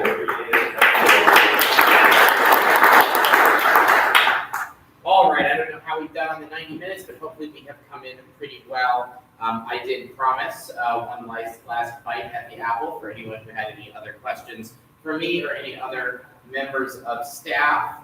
Otherwise, I will just say again, what an honor it has been. Mr. Nana? Well, I just want to say I really appreciate the service that you provided to us. I think you've done a wonderful job. Sad to see you go. And we'll get, maybe we can bring you back in the future in some capacity. Yeah, thank you so much. And I think you deserve a standing ovation.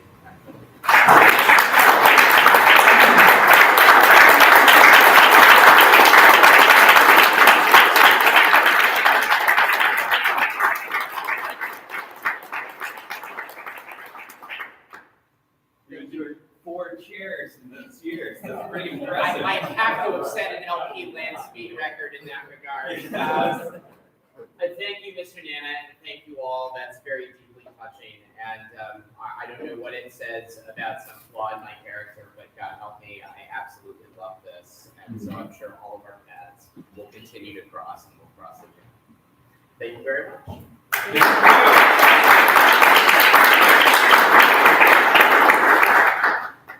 Okay, it's about 10:24, we're way ahead of schedule, which is awesome. I'm gonna give you two options. We're gonna just stand in these for 5 minutes for a short bathroom break, Yes. or we can recess for 10 minutes, but I'd rather, 5 or 10? 10? Okay, anybody wanna make a motion to recess for 10 minutes? Motion to recess for 10 minutes. Any objections? This will be on, they'll continue online, so Yes. we're gonna be on the Yes. internet during the break. Any objections? No? Okay. Motion passes, we're in recess for 10 minutes.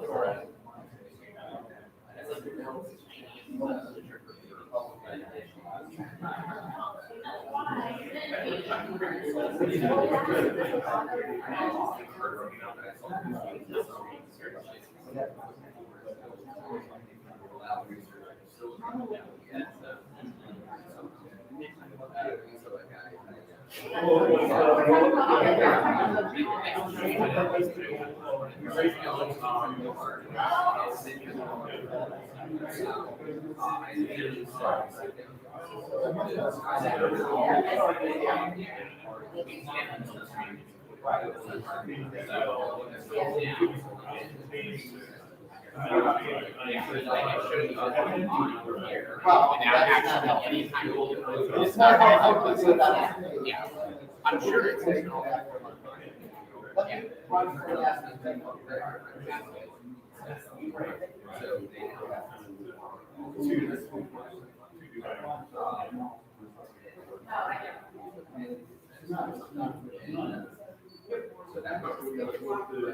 Yeah. I'm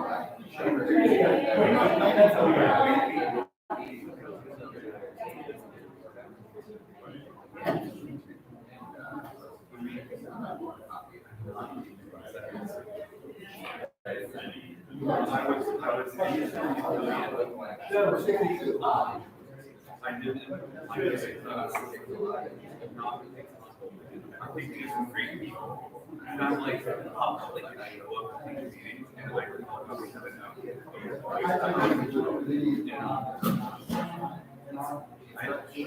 really need to respect.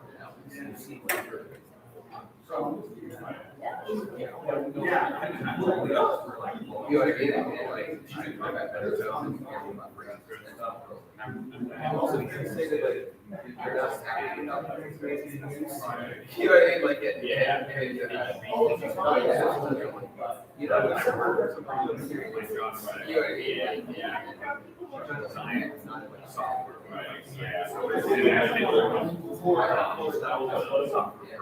Like right now, I'm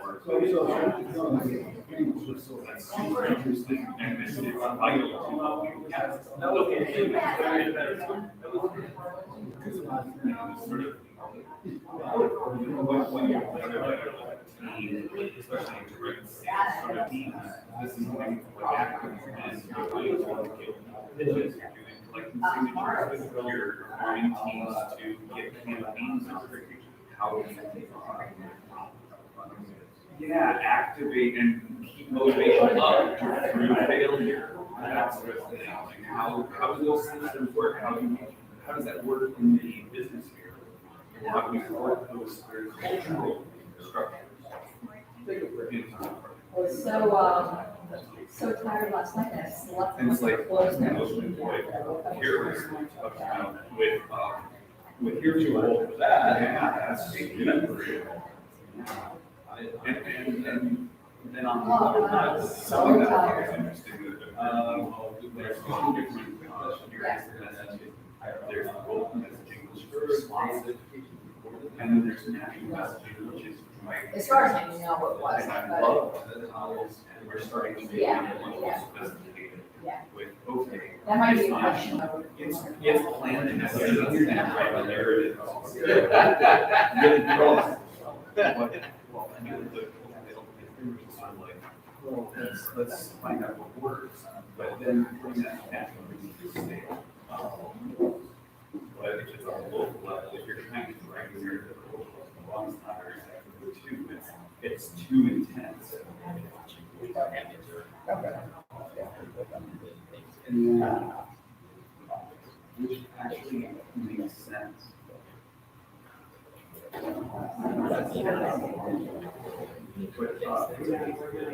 Local structures.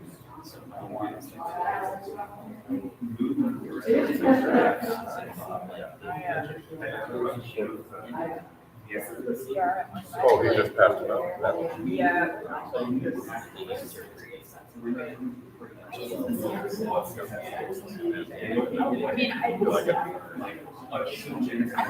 Okay, fine, you don't want to. Like in the state utility. There's only so much you can do with it, but I do like what we have. I think that's probably sustainable. I think that's possible.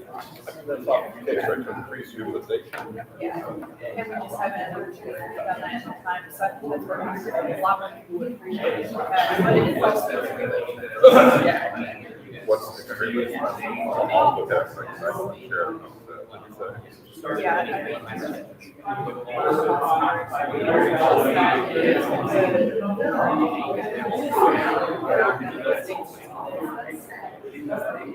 Yeah, yeah. I mean, sure, one of the arguments from the bonds, there are a lot more features and benefits. One for fundraising, the other for common purpose. I just want to make the most out of this. Yeah, I mean, that's fine. That's always, okay, together on fundraising. Yeah, I mean, if you can solution and make it work. And also too, like, I just want to know that every year, so it's like, I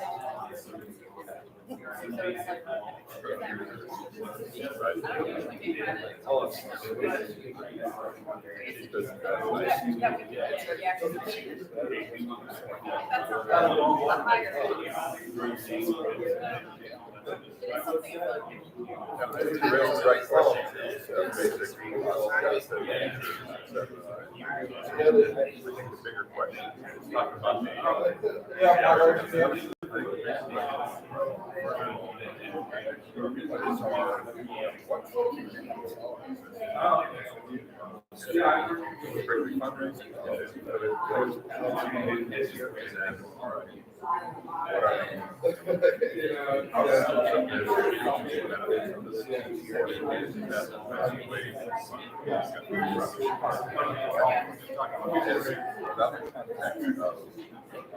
I mean, a lot of those. Because I feel like, so, I know Rangers did. These are at the fundraising aspect. And it's interfaces like. So that's why he has like affiliate. As an affiliate, that's where you get some information. And so this does have relations to the So they're kind of doing the same thing for myself that the other requires. So it's like, I've already poured a lot of like personal investment into this. So I can say that I appreciate it, but I'm also Sure, it's about better, given our size, and that comes all of that exposure, that sort of large organization.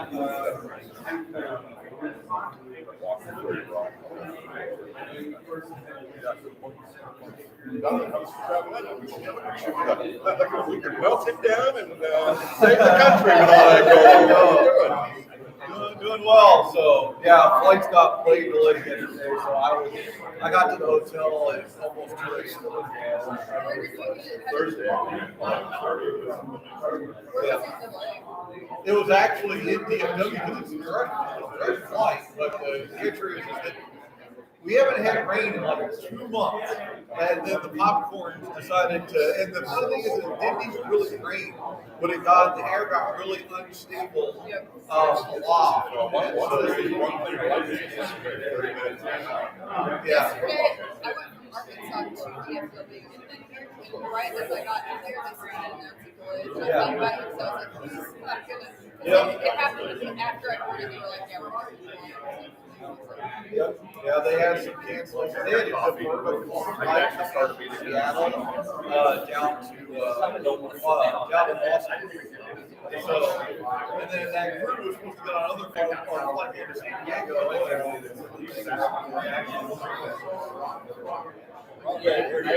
Absolutely. I saw that this morning. 1 minute for that.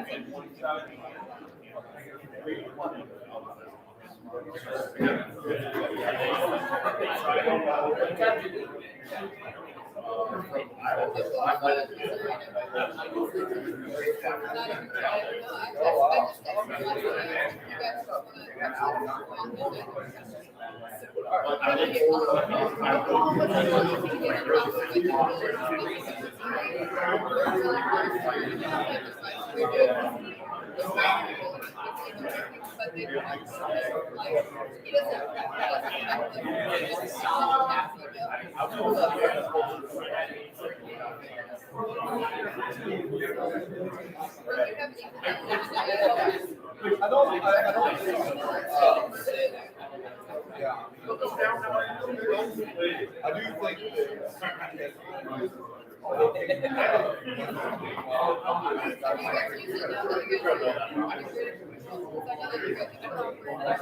Well, yeah, that's the thing, so we haven't done on the state system. The state court is now, the website. And the reason that was right now, they're trying to figure out how they don't how to move it down county.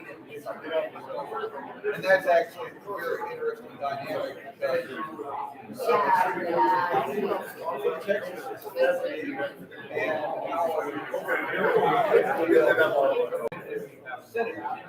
so 31 senators.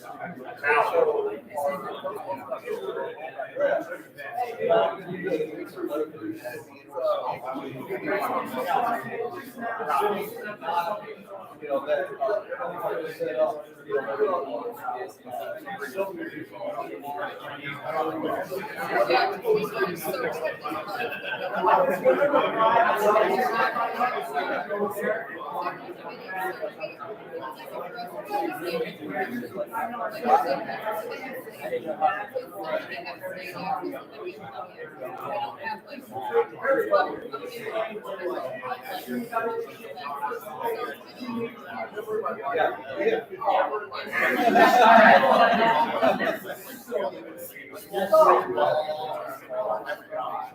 I'll make it do it. Oh, you guys. Oh, I'm not making it. And then there we go. I want to start suffering right now from feedback. I'm so sorry.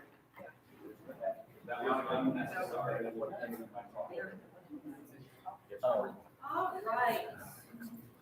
It's not 7:40. 10:40. We're back in order. So, welcome back. Where are we at right now? We just finished staff reports. Now, there's a couple of things up next on our agenda. Break for lunch, 12 p.m. to 1:30 p.m. It is clearly not 12 p.m. After that is council's report, and then there are regional reports.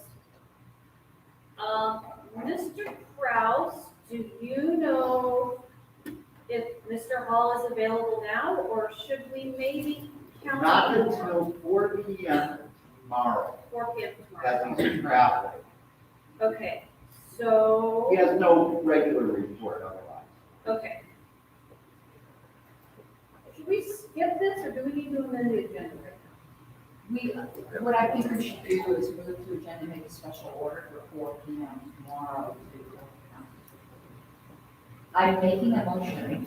I'll second. To make council's report a special order for 4 p.m. tomorrow. Okay, Second. okay, I believe this requires 2/3. Right, because it's already been adopted. Or without objection. Right, so we're gonna see. Any discussion? Any objection? Okay, no objection, okay, all in favor, say aye. Aye. All opposed, any abstentions? No, okay, so that's unanimous. Fantastic, thank you, that motion passes. So council's report will be heard tomorrow at 4 p.m. The next item on the agenda is regional reports. Technically, the next item on the agenda is lunch, but it is not lunchtime yet. Madam Chair, I would move that we receive the regional reports at this time. Second. Thank you. It's been moved and seconded. We move to regional reports at this time. Any further discussion? Any objection? Going once, going twice, hearing none. We're going on to regional reports that which is adopted. Region 1, are you ready? Do you need me to talk slowly? No, you're done. Okay. Come on up.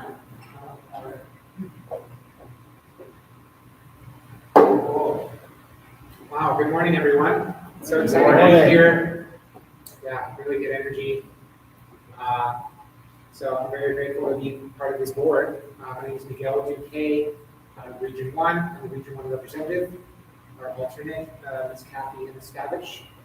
is my partner in crime in Region 1, which reformed just before Reno or leading up to the recent national convention. Reformed from being quite a large region, the largest geographically and in number of member states, to now having 7 member states, which are Washington, or actually, it's Arizona, Colorado, Kansas, Nebraska, Nevada, Oregon, and Washington. And so it is still quite large geographically. And nonetheless, we have even better clarity and sense of unity behind why we're a region and what we're setting out to achieve. And so just to kind of maybe touch on either highlights or additions to the report that I submitted, which I would love for anyone viewing, or participating here to refer to my report that was submitted, and particularly if you look at the one that I sent to the LNC business email list, the PDF, that will have clickable URLs, links, which I would encourage everyone to check out because you can view the websites of our candidates. I would be so grateful for everyone to go see the great candidates in Region 1. Many are in very viable campaigns. And so they can certainly use all the support they can get, including both fundraising or donations, as well as volunteering.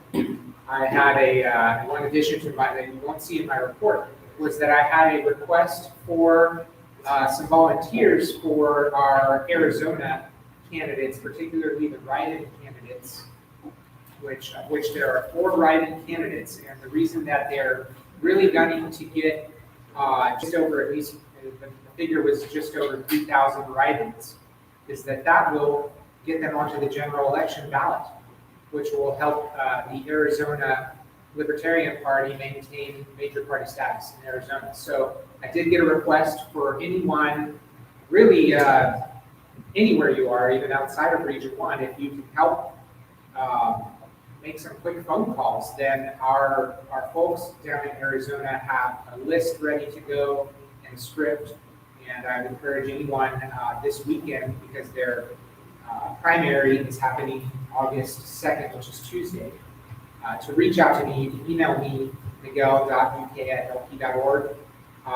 Some other additions I didn't mention, my gratitude for Kathy having stepped up to be on the PCC. It's not exactly a regional item, though I think probably our regional members would be happy to know that she's representing us on the employee policy and compensation committee. So she's helping with making our staff the very best they can be at national. And aside from that, we just have a lot of really good updates from our member states. They've been hard at work hosting events of all kinds.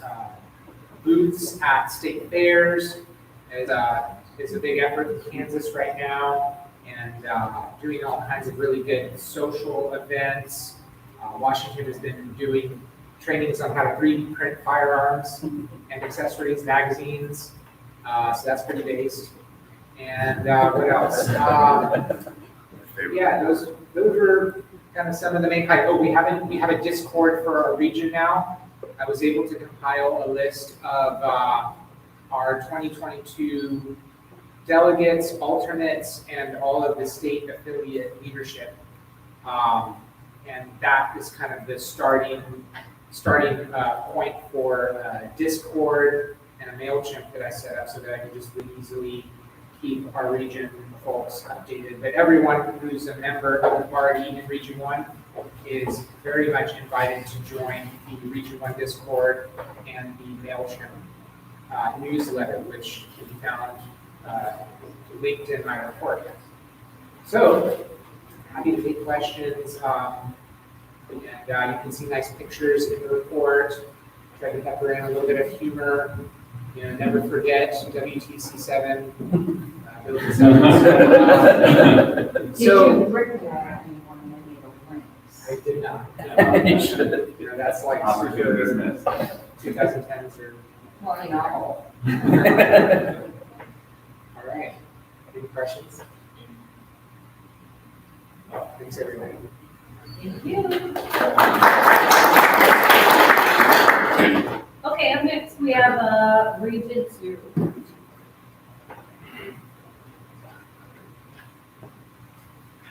Good morning. Good morning. Good morning. So I'm Dave Benner, Region 2 Rep. I represent Tennessee, Florida, Georgia, Mississippi, and Alabama. Pleased to kind of articulate a rough synopsis of the report I shared on the business list. Starting with Tennessee, volunteer state. I'm biased. I'm from Tennessee, live in Nashville. The Libertarian Party has been engaging in really key races in our state, including the governorship. We have Michael Wilson pushing a ballot access fight at the state level as well. We've listed all of our candidates, but shout outs to Stephen Chambers, Erica Abel, Joey Dassinger, Dustin Tubbs, Cody Nix, David Tyler, Cole Abel, Nick Sawwall, David Jones, and Michael Wilson, who I already talked about. The state refuses to acknowledge our ballot access claim, even though it guarantees that the Tennessee Constitution. Just throw it by the wayside and abnegate it, says the state. So we will step in and fight that. LPTN is also the planning stage of our next convention. And the communications team, that's my baby. I'm the communications director of Tennessee. Our Twitter account is now the third most followed affiliate. Very proud of that. Shout out to Adam Fargo from my affiliate. And our TikTok is now the second most followed affiliate TikTok. Shout out to Cody Flores. For Georgia, we have Martin County here from Georgia, the Peach State. They have some great things going on too. They've had 2 recent videos that have been very well produced, that have been put out at the state level. We've retweeted them at national. They've also hosted a Bitcoin fundraiser that's attracted new attendees and helped people learn about one of the avenues that we would support to nullify the Fed, and that's really exciting. Another thing is their former chair, Ryan Grant, actually just told me as of yesterday, they've submitted their ballot access lawsuit to the Supreme Court of the United States. So we're looking to see where that goes. One of the plaintiffs is sitting in front of us in that fight. So well done, Martin County. As far as the Sunshine State goes, we have contributions from Steve and Michaela. Told me that they're excited to run their campaigns, including Hector Roos for governor. There's also lots of great candidates. So I'll just give some few shout outs to those in Jacksonville, Eric Parker and Tracy Robinson. Lots of great candidates there. They've also leveraged Agility PR to promote their state affiliate. That's kind of a new thing they're very excited about. And they've hired a development director, Anthony Welty. Many of us are familiar with him, I'm sure. So they're very excited about how they can bring the message out with him, help support candidates, and help get people to the party in great spots. Alabama has some exciting things too. The establishment is not ready for Alabama. They have really done a lot of great things. They've gotten ballot access for the first time in 22 years. I maintain very consistent communication with Gavin Goodman, their chair. They have 65 total candidates running for a fairly small affiliate. It's very impressive, especially because many of the candidates are only running against a single challenger. They really have feasibility to win some of these elections, and I'm here for it. It's really exciting. Mississippi legalized medical marijuana in February, but some of the mayors and supervisors and sheriffs are trying to kind of establish dry counties. And so to combat that, a lot of their members are actually doing door knocking. They're doing on-the-ground activism to thwart this at the local level, which is awesome. And the Mississippi CD4 incumbent lost his primary, so Alden Johnson, their candidate in that race, now has a fighting chance. So that's the candidate they're really galvanized behind. So that's the one they want to support. So I've gone through all 5 states for their contributions. Does anyone have any questions? Yes, Jeff. First off, I just want to say you have 2 of the hardest ballot access states in your region, in Alabama and Tennessee. So I just want to go on the record and say that I'm very proud to see what Alabama has done. It's amazing. My 4 years on the board, we've put a lot of money into trying to get those states ballot access. But are you aware of Tennessee do they have any asks for ballot access? I need to talk with Dave Jones about that. He is very interested in having asked for it, but it's how he wants to pitch it and formulate it. Well, I will be working with them. LaMichael Wilson on the gubernatorial campaign, he's a write-in candidate. He did not need his signature requirements, but he's taking the fight to the state directly there. But I believe they will have some aspects. of Yeah, it. Tennessee's hard. It's really, I'm telling you, man, it's really hard, it's really rough there. Yes, it does. If they do decide that they want to, they can ask for ballot access, please send them my way at the ballot access committee, we will help them reform, refine their act so that we will likely pass. Sure, can I ask you, is there a form that requests still go through, or would that be kind of No, decision? it's a little less formal than that, you know, we can just email, we can see if we official, we can just update the list. I think it's just ballot access. Ballot access at lp.org. So if you send that, it will go to everybody on my committee, and we'll probably invite them to the meeting. We can help them hash, they can give us like their rough ideas, we can help them formulate a plan, and then we get sent to the. Thank you so much for that. Absolutely. Anything else? Yes, First question, you mentioned Florida is leveraging agility PR. What is agility PR and how are they? Yeah, I don't fully understand it, and I wish Mr. Nicola was here to explain it. He was going to actually talk about this in the agenda. It's one of the removed items, but it's just a way to broadcast the presence of the party and earn more PR. Is that an entity or company? It's a system. Yeah, it's a solution essentially, and I think a few other states may be kind of in a compact with them to do it. And some of the, I think the other states that he's working with are actually outside of my region, but I hope he brings more information on that in front of us in the future. I'm sorry that I can't speak. Mr. Turgevich. Time has expired. You want to keep going? Move to keep discussion moving. Or? No? No? Okay. Thank you all. Okay, so sorry about that. Region 3.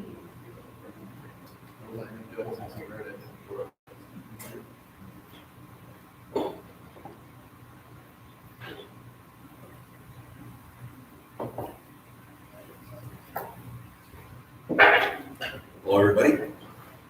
Thankfully, Region 3 is pretty stable as far as our ballot access. We're still going through issues in Ohio, collecting signatures at this point. But with Dustin, it's after the primary, the signature requirement goes down. After the general election. Okay. November. Gotcha. So going through the list, Indiana has nominated 35 candidates that will be on the ballot. Their Senate candidate, James Seniak, will be included in both of the televised debates that will be broadcast on statewide TV.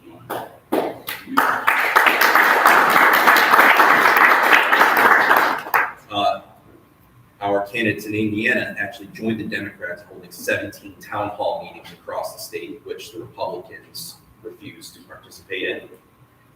And Indiana just simply asks our body to continue supporting the CRM project and keep Ken and Andy happy and fully supported. And so obviously Indiana is a huge part of testing some of, as a test bed of some of these projects. And so want to keep them happy. In Kentucky, they're still filling leadership positions. They're currently working on building phone banking infrastructure and with the goal of being fully supported and tested by 2024. They'll need to collect 5,000 signatures per race to run for statewide offices in 2023, and they'll likely need assistance in 2024 to get the presidential candidate ballot. In Michigan, at the conclusion of our July 9th nominating convention, we nominated 46 candidates and endorsed 2 nonpartisan candidates. And we have built new affiliates in Lapeer County, and we are working on another affiliate in the Tri-City, Saginaw Bay City, and Midland area. And lastly, Ohio. Going through the disaffiliates in dormant counties, gathering folks for new ones. They have 5 fully functional affiliates, and they have 13 with enough people to become affiliated. You already talked about their ballot access initiative. Dustin, what's your likelihood of executing that successfully? Well, 0 this year. I mean, we're not going to collect $50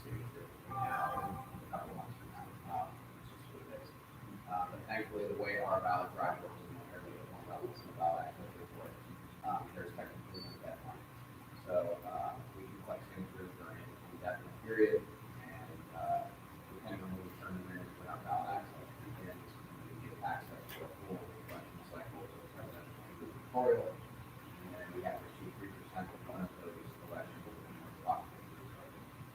So, as you touched on, the gubernatorial election takes place, that number will go down. It's based on 1% of all of the votes cast in the most recent either gubernatorial or presidential election. And so long as it's not as many people voted in the gubernatorial election as did in the 2020 presidential, that number will go down. So, the plan would be to file before 20%. So Ohio's also in the planning stages for their 2023 spring conference, which they're trying to make a regional event. I mean, I'm sure we'll have discussions on it, but I would think a regional training would be in order. So it's a spring event. So do we have an approximate timeline? But later in the spring, we don't want it to conflict with the state event. All right, that concludes our Region 3 report. Thank you. Hey, I could ask earlier, but you listed all the candidates in Michigan, but it's not going to get, do you know if they'll rainwater living there? I do not. Personal. I was not given that. I was not given the Indiana list, but yes. Thankfully, I drafted a actual press release for Michigan, so I had the list handy, so I just figured You're on that list too. Yes. Yes, running for District 8, Oakland County. Thank you. All right, Region 4.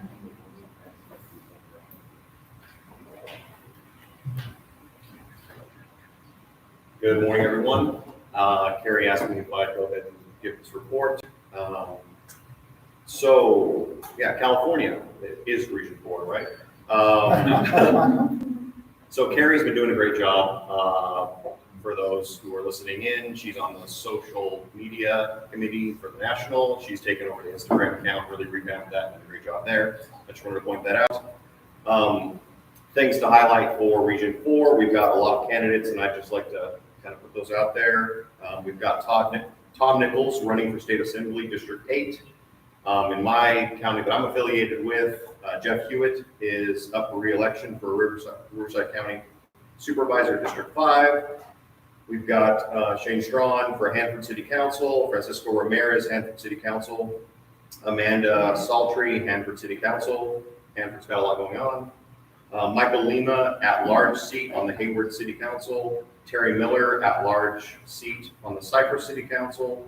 Jeff Schwartz, at-large seat on the Thousand Oaks City Council. Kelly Carden, at-large seat, Rosamond Municipal Advisory Council. And then Roger Cohen, Redlands City Council. We're also having a fundraising event in September that I'd like to put out there, September 24th in Santa Nella at the Hotel Mission de Ora. And that's for the Candidate Support Committee to help all of these candidates in the November election. Any questions? No, but I don't have something. All right, thank you. Region 5, you are up.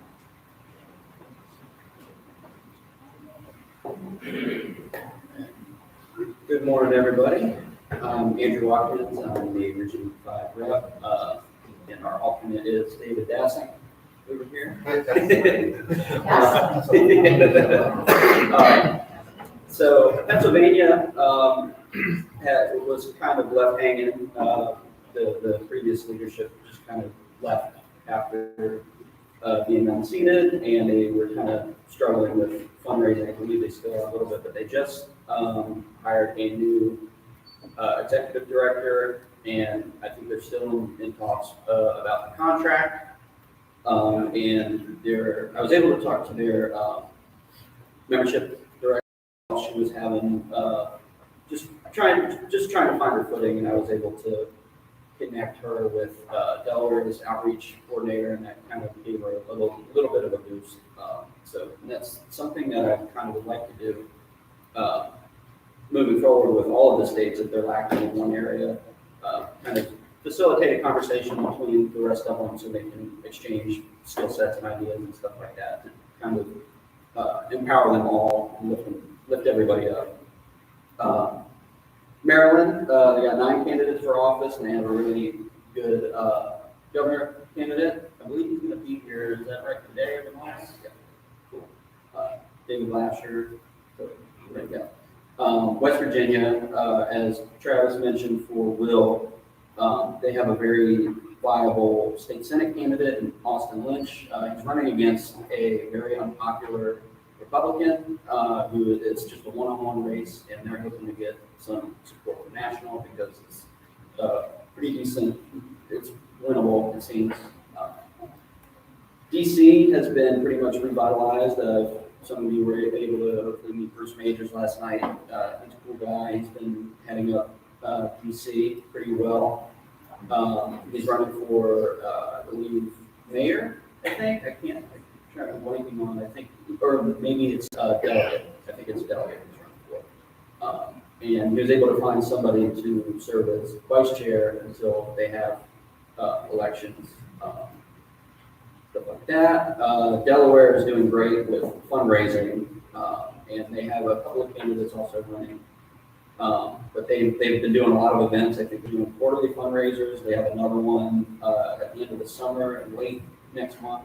It's a barbecue brisket event. It's going to be fun, sounds like. They sponsored a race car about 2 weeks ago or a week ago, which was pretty cool to see. Other than that, we're still having some issues with the Department of Elections, but Angela and Mr. Drummond are helping them with that. In Virginia, we are still dealing with this rogue affiliate that is run by a bunch of neocons that used to roll up in the meetings wearing MAGA masks. Pretending to be, yeah, for real. And they're still going on media and promoting non-libertarian candidates under the name Tidewater Libertarian Party.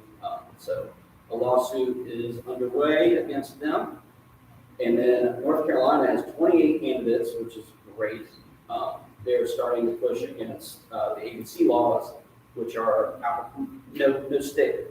It's state-run liquor stores, which is insane. So they're starting to challenge those, and something that was really cool is a county affiliate started to pass out specific coasters with QR codes explaining why ABC laws are done and should be gotten rid of. So the bars have been taking them and using them. So it's a good way to get some exposure. And the state party is talking about adopting that statewide.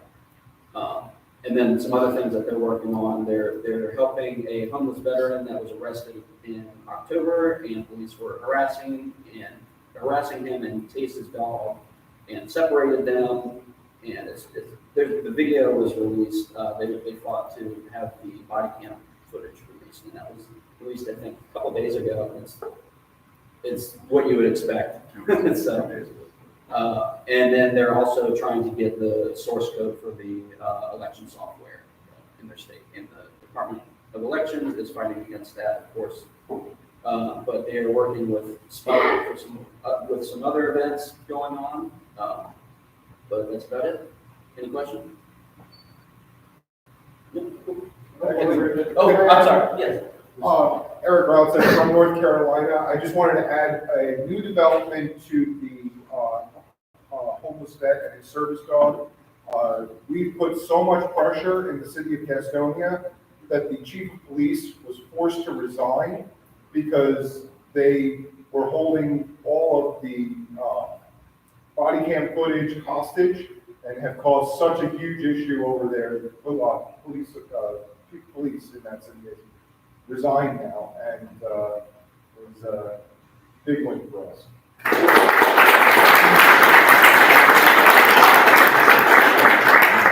Can you flesh out a little more for those who's not familiar with the details on what are your legal options against fake libertarians? Oddly enough, copyright. I know, it's like, I don't know.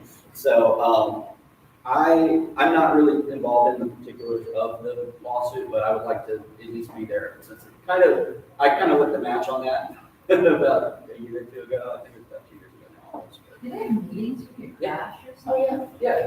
Do they Why have would this we- weekend? No, so it's always the first and third Saturday. Because that would be fun. Yeah. It would be great. We have had members go to their meetings several times, and they've been sent cease and desist orders ever since they were disaffiliated.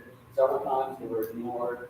So we've had members go to their meetings and pass them out because the chair of that affiliate was not telling, he didn't tell any of his board, he didn't tell any of the people that go to the meetings regularly. They were like, oh, I didn't know this, but it doesn't seem like they would care.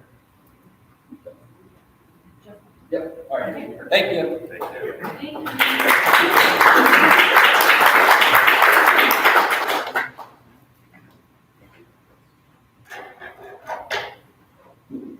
The microphone is off, and some of our viewers, lovely pictures of everybody's face who is taller than I am, have been blocked by the light, so I just. Thank you. Region 6?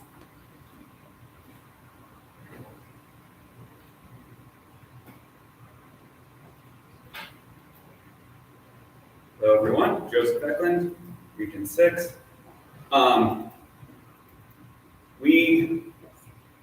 At Region 6, we had a fairly dramatic convention where we were dissolved for a month and reconstituted ourselves and absorbed a bunch of other states and became the largest and most, we span geographically a large portion of the United States, not just contained, but also with satellites. We have, the main northern, Midwestern states, Wisconsin, Illinois, Minnesota, Iowa, North Dakota, South Dakota, Montana, and then we have picked up Utah and South Carolina.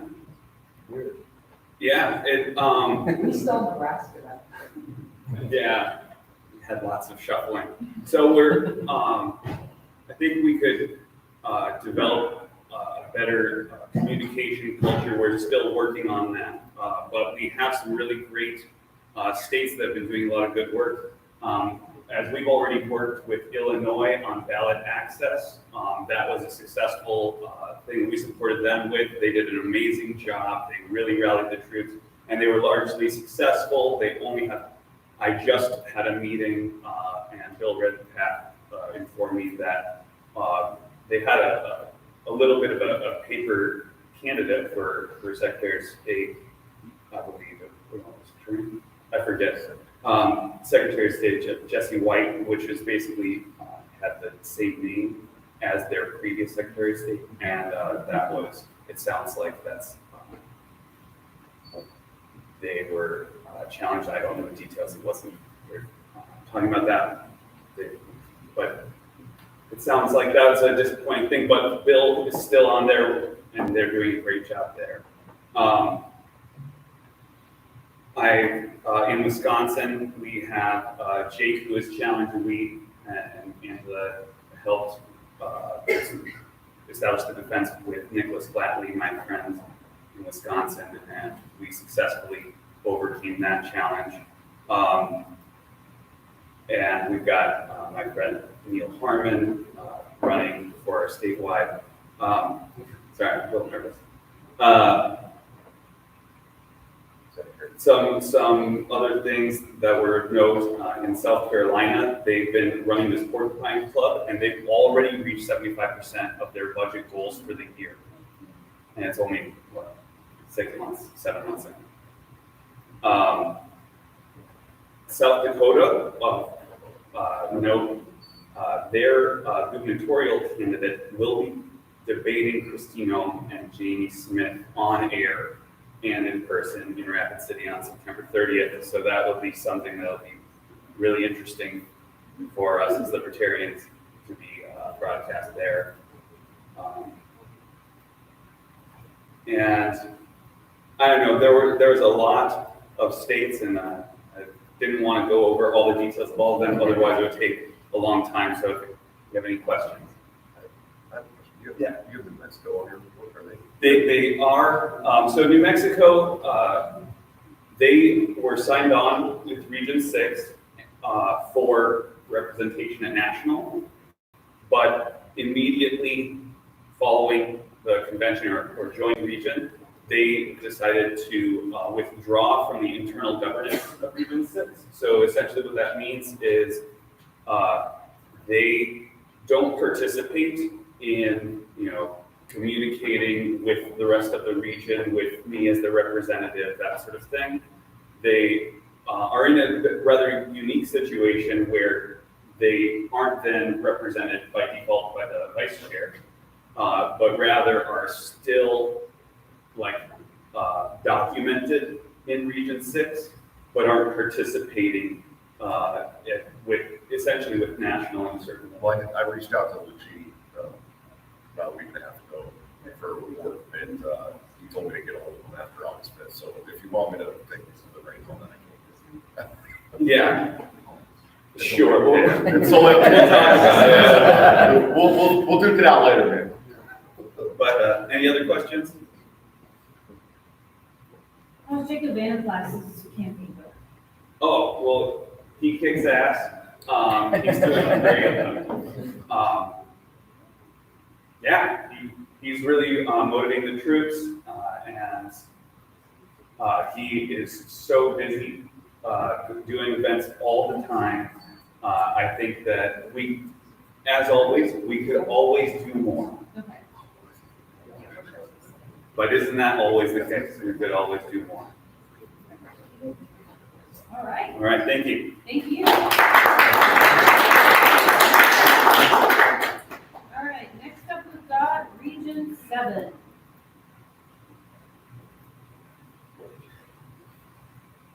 All right, hello everyone. I am here to represent the best region. That is Region 7, and I'm representative, and this is my alternate, Donnie McCanky. We comprise Arkansas, Louisiana, Missouri, Oklahoma, and Texas. We did drop Alabama, and we took Missouri at this last convention. I'm just going to go over some really brief highlights, just to supplement my report. So starting with Arkansas, really proud of Arkansas. I am from there, but we've done very well the last year or so. So our national party membership has been stable during 2022, but state dues paying membership up 25% since the start of the year. We went from the back of the convention hall at the national convention to the first three table, like the third table. So I'm very proud about that. It's huge for us. We do have 55 candidates. It's also really big for us. Ballot access is secure, but 2024 is going to hinge on our governor candidate, Ricky Dale Harrington. We need 3% of the vote in order to keep ballot access. For Louisiana. So Louisiana is building affiliates right now. They have 12. They're working on 16 by the end of the year. They kind of have a low membership count right now, but we are working on that. Their qualifying has ended for the November election, and they have 12 libertarians who have qualified for various seats, which means they're going to be on the ballot. Missouri is actually we have a lot of candidates in our region, and we have a lot of lawsuits. So Missouri has an interesting one that they're working on that is sort of a gerrymandering situation. So that's their current battle. Oklahoma. So Oklahoma has 7 libertarian candidates that are going to be statewide races this year. So on every ballot, there's going to be 7. They're doing really well with affiliates, and they have fantastic candidates like Natalie Bruno, who is running in 2022 for the governor's seat. And in Texas. So Texas actually has 2 pending federal lawsuits. They have Miller versus Doe, which that is ballot access, and then they do have Bilyeu versus Esparza. So both challenging that. And in order to raise funds for those, they do have a really important legal fundraiser going on right now. I do have the hyperlink in the report. So we do share that regularly for everyone to see. They also have 75 candidates on the ballot. So we require a lot of candidate support in our region. So that's one thing that we are working on as a whole. It's one of our first projects that we've sort of talked about is going forth with trying to find different volunteers from, say, Arkansas to help, Louisiana or whatever. We're going to try to share that function best we can. And those are my most important highlights, I'd probably say. Does anyone have any questions? Yes. Regarding the aerial candidate, bring all of this, has been any early polling? Yeah, there's been some early polling. We're lucky because he ran for Senate last race, and so he did, and it was the incumbent, that was it. So he did get like 33%, I think, but two-way race. So yeah, this year, because of that name recognition, it's favorable. We do have a really popular Democrat that's running, and so he's actually in the with Sarah Huckabee Sanders. So they're kind of like monuments at this point. So this is going to look probably a lot worse than it did before, just because, various reasons. It's really hard to beat them, but he is doing really well. Great. Anyone else? Thank you. All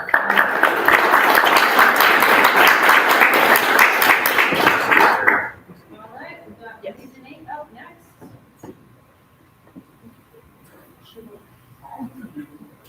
For folks I haven't met, please let's chat today. My name is Pat Ford. I am the regional representative for Region 8, which comprises New England, New York, and New Jersey. Joining me in a moment is Mr. Willie Hall, who is the alternate, and he's got a couple of things that he'd like to talk about as well. Let's reflect. It's been a challenging year for Region 8.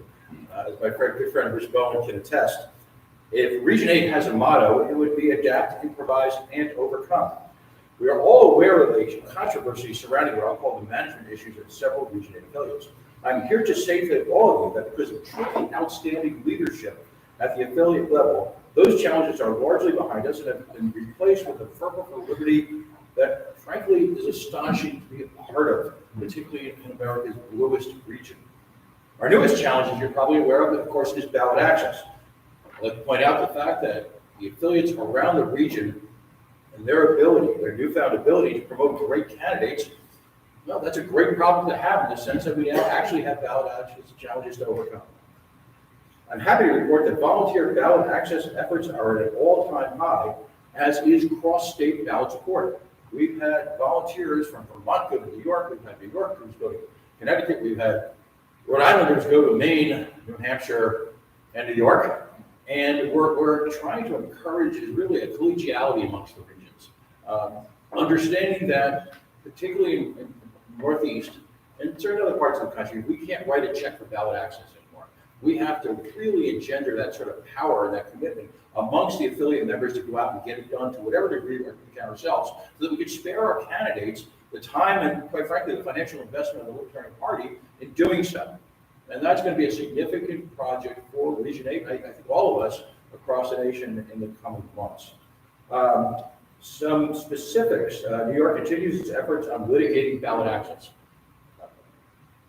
New Hampshire, under the leadership of Mr. Pelletier and Mr. O'Donnell, the LBNH has collected in excess of 5,900 signatures. Carlin, our gubernatorial candidate, is polling 8%, and Mr. Kaufman has raised privately in excess of $20,000 for his campaign. It's amazing the turnaround and the spirit that is in New Hampshire. If folks have questions regarding New York and New Hampshire, there are specific legal and strategic strategies in play. I would prefer to discuss those further in either private conversation and or executive sessions. I'd like to finish up by talking about Rhode Island, which, as we all know, is in fact the birthplace of American liberty. Rhode Island has amongst the most difficult ballot access laws in the nation. You get two shots at it, 5% in the gubernatorial race, or you get to wait 2 years and get 5% of the vote in the presidential race. You're given a mere 9 days to collect 1,000 good signatures in America's smallest and bluest state. I would argue to you that for most of you, Rhode Island is about the size of your capital city. As you're probably aware, sadly, Rhode Island missed ballot status for candidate Elijah Guzrell, and we all know Elijah, and we all know what an amazing candidate would be, by a mere 50 signatures. This despite literally a heroic effort by dedicated volunteers in the LPRI, working until literally 10, 11 o'clock at night before the deadline to deliver all of our petitions to all of our communities. Let's file this under the category of turning lemons into lemonade. And to Ms. Harlow's comments about the power of earned media. Utilizing the Libertarian Party's finest in the nation earned media operation, Chairman Bill Hunt is steering a remarkable effort to illustrate the chaotic extra-legal operations of the state of Rhode Island in newspaper accounts, radio interviews, and blanketing social media through Libertarian, let's just say a few Libertarian-related organizations. The goal is to build a case with the public for substantial reform. His efforts are resonating. The point being to all of us is that so many times we've had to face these defeats and challenges. Let's take the case that is a product of some of these defeats and challenges and bring it directly to the public, whether it be in Rhode Island, Wyoming, or anywhere else. We have to make a case as libertarians for the authoritarian nature, the exclusive nature of the club, otherwise known as ballot-approved political parties. And we're going to do that in Rhode Island, and we're going to use that as a test case. So literally ram this into the, good friend would say, pie hole of literally every authoritarian in America. Amongst those efforts is what they call an ABRA request. We have, let's just say, a related organization has literally amongst what's kind of a state level FOIA, has requested copies of every single ballot form for every single office at every single level in the state of Rhode Island. And we will get those and we will display to Rhode Islanders, let's just say, the fallibility of the process. We're going to use this as a model to roll out across the region. At this moment, I would like to ask Mr. Hall, our Region 8 alternative, to discuss upcoming efforts to engage with Defend the Guard, an amazing organization across New England and maybe to an affiliate region. And then I'll be happy to answer questions. Roby? So I was going to come up and say, I'm Robley Hall from the best region in the country, Region 8. In the spirit of collegiality, I don't want to challenge my colleagues, so I'll say that she only omitted to say the best region who's presented so far. So now, in Region 8, in New Hampshire particularly, we have a very large effort working on Defend the Guard. And for those who aren't aware, but just for the record, Defend the Guard bills prevent the governors from allowing National Guards to be deployed overseas when there is no declared war. So there's a veterans, the LP Veterans Caucus is chaired by Ben Weir, who is a New Hampshire resident. He's organized a set of, or a slate of events on September 11th. And so he's given me this statement to read, and we'd like to encourage everyone to participate. So this September 11th, come to one of the following cities and stand up against murder, corruption, and imperialism. So the cities are Concord, New Hampshire, Sacramento, California, Frankfort, Kentucky, Oklahoma City, Oklahoma, Springfield, Illinois, Denver, Colorado, Harrisburg, Pennsylvania, and Tallahassee, Florida. So this is our chance to take ownership of the government, to take ownership of our foreign policy, and to take ownership of our legacy. Make this the moment you stood up to the war machine and didn't back down. Make this the moment you made our future generations proud. So, Time is expired, there's still several things that I think we should do. Motion to extend time. Any objection? No, well, 125, so it has to be. thank you.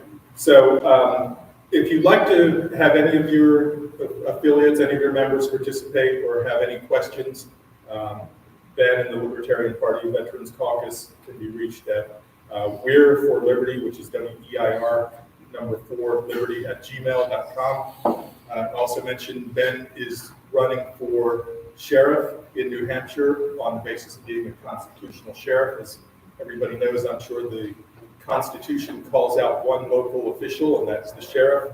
So he's trying to restore that, that status of the sheriff starting in New Hampshire. And one other thing I'd like to mention is we had a very large effort leading to national divorce going in New Hampshire. We've already had one bill introduced to put in front of the citizens of New Hampshire a constitutional amendment to essentially make New Hampshire an independent state. We'd like to support other states and other regions in those efforts. So If anyone is interested in that, they can get in touch with me. That's all I have.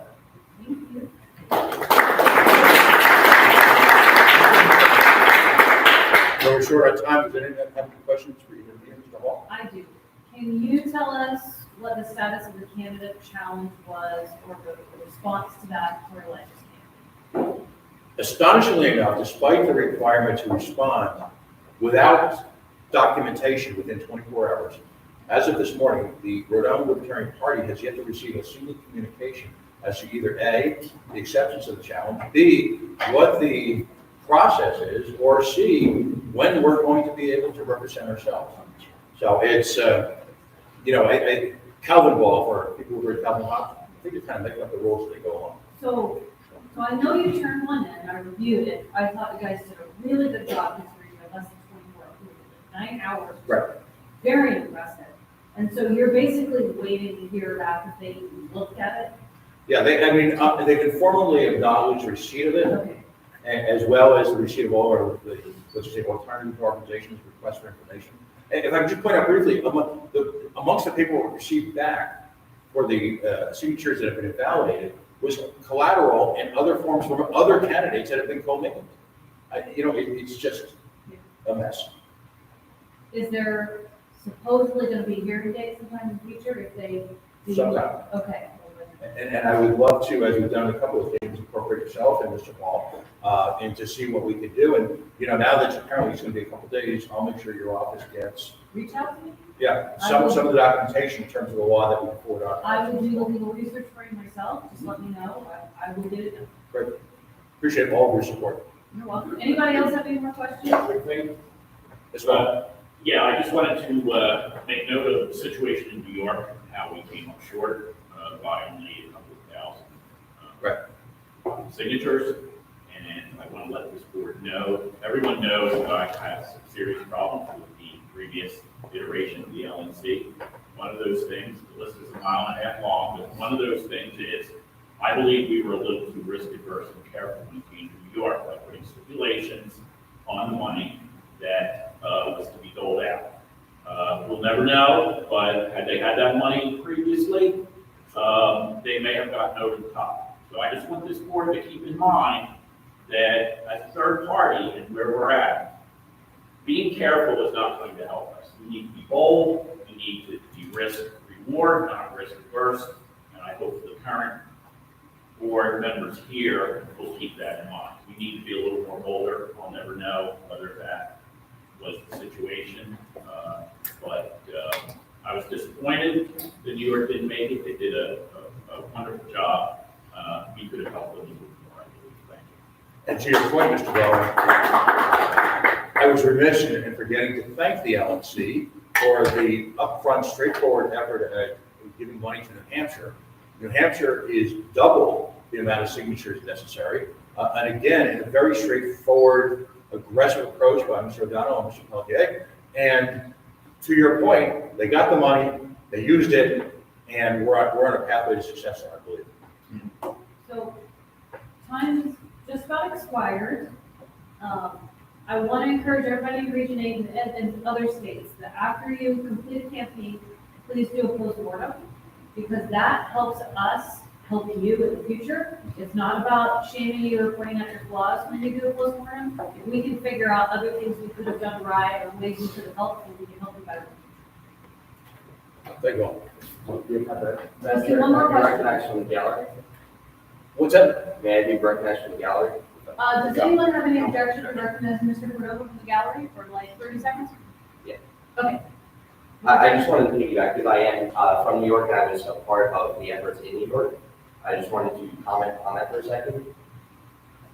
I came to the meeting in Boston in December, and that was the first effort that we made to make the pitch that we deserve some effort toward it. The reason that that was pushed against was we had to get 45,000 signatures in 6 weeks. I want to give you an update on where we stood with that. As stated, we ended up coming about 2,000 signatures short, and that was without the funding from Natural. Regardless of the funding from Natural, I want to put that in perspective. We outperformed every single other party that didn't exist, including, and we are what's called a fusion state, which means that you can go for multiple lines as a candidate. Lee Zeldin, the now infamous almost stabbed Republican candidate from New York, they tried to get on the independence line. We outperformed Republicans in the Republican money.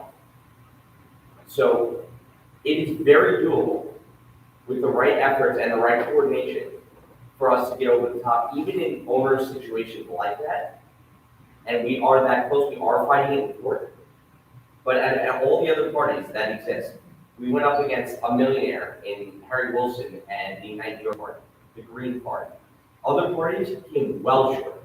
We significantly outperformed them, and we outperformed Lee Zeldin and Republican Party. So when it seems like those things cannot happen, I want you all to know that New York proved that it can happen. And I do believe that with a little extra support and knowing that we have the backing, I do believe that we would have gotten to the top. So that is my slight post-mortem having participated. Thank you so much. Okay, last up we have Mr. Smith. Oh, I just didn't turn in a report, as you guys are aware, but I did want to talk a little bit about Idaho is going through a pretty tough process there where they have two competing boards. We've seen this happen quite a bit over the last couple of years.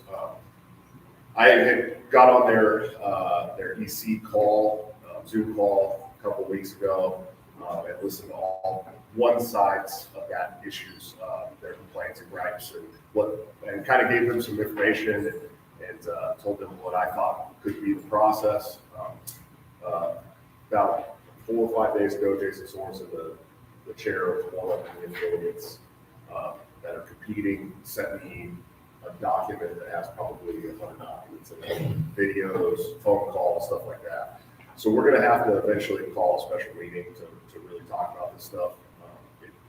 We didn't have time before the meeting.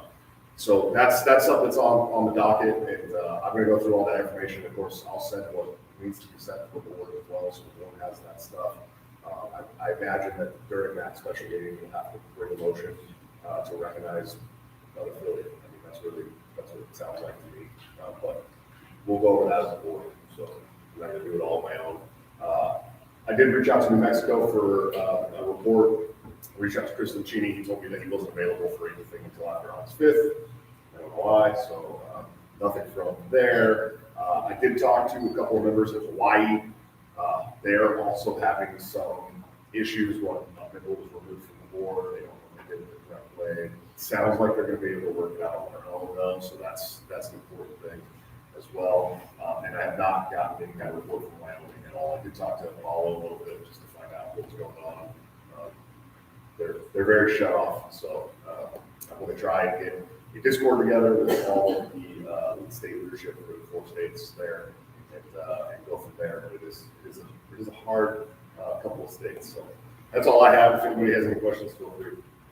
If you think we're going to need a special meeting on Idaho, I mean, do you have any, probably, if it's right, set it when everyone's here, when they can agree or not agree to a date, because it's trying to set a meeting over email is nice. That would work for me, absolutely. If that's something you guys want to do. Do you want to maybe talk to people privately tomorrow? Yeah. And do business without previous notice, we can do a motion for a special That would work for me. And another part of that as well, since there are 2 competing factions, we need to let both factions know. They need to have proper notice, and we need to make sure that they can come and get their side of issues. So that was another reason too. And, I talked to Jason. I was like, well, you guys said you can make it to the LNC. And no, okay, well, we're going to have to do a special meeting after that. So, yeah, I'm more than amenable to setting that date here and making it something everybody can attend. Madam Chair, I'd like to amend the agenda to add set special meeting date to consider Idaho matter under new business.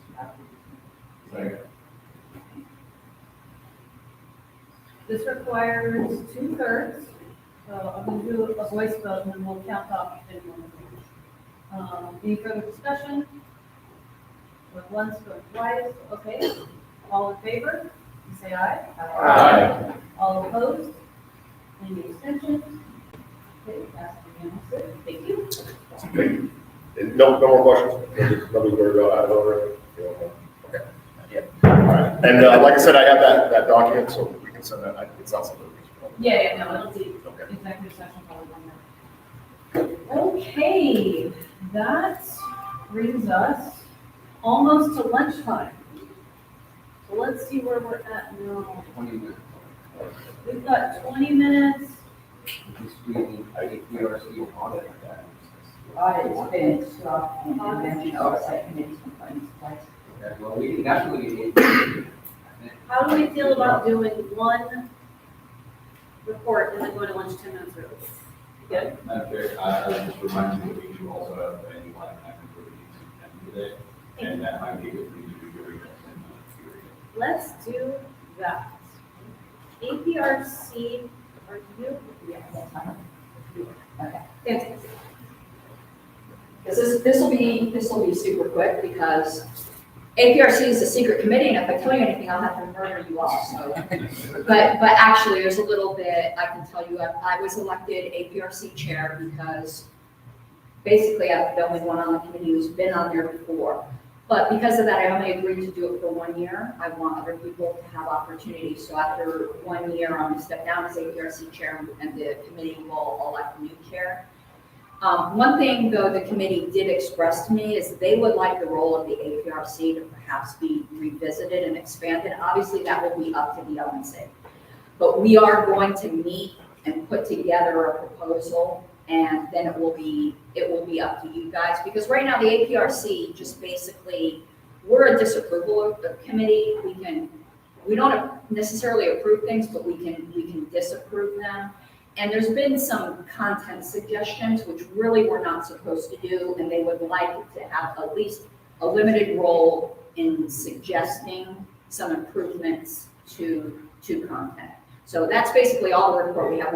Nothing was disapproved, I don't believe, because I would have to report on that. There were some suggestions made, but other than that, things I think are going really smoothly. Everyone's working very, very timely, but probably at our next in-person meeting, we will have a proposal, because that's what the committee decided. Any questions?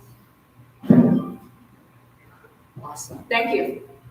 All right, and that was too fast. New problems. Okay, Make a motion that. Question about that. Picture days game, right? yes, it is. Is that before and after lunch? So that is before, during, and after lunch. Yes. Oh, I was gonna say that I can make a motion to break the lunch early. Okay, let's go for it. All right, yeah, I'd motion that we break the lunch early. Second. With a return at 1:30. Any discussion? Check to see if it's available. Well, I was gonna also have you come up and have a little announcement. Yes, okay, one just not yet available, still setting it up. So give them another 10, 15 minutes. How about our photographer? In terms of the photographer, he is set up in right next door in whatever number C that is, C. And so when you get up to go to lunch, or we can start with photography. Let's do that. I will check to see if the photographer is ready. The plan was you would go get your individual photo first, then get lunch, bring it back in, eat, enjoy, and then when everybody's done with lunch, a group photo. So let me check with him real quick, because maybe that's how we kill 10 or 15 minutes. And then I can also do my lifetime thing, maybe with the photographer, if you would be so kind as to do a little photo for our website. Of course. All right? Okay. Okay, so, otherwise, we're just gonna stand around for an extra 10 minutes early for lunch. And I think that everybody is probably feeling that vibe right now. It's a vibe. Okay. So, all in favor, going to lunch, a little, yeah. Aye. Anybody opposed? Any extensions? Any extensions? No, we're good. Okay, we're at lunch. Okay. I'm gonna stop the live feed now. We're ready. All right. We're Photography next door.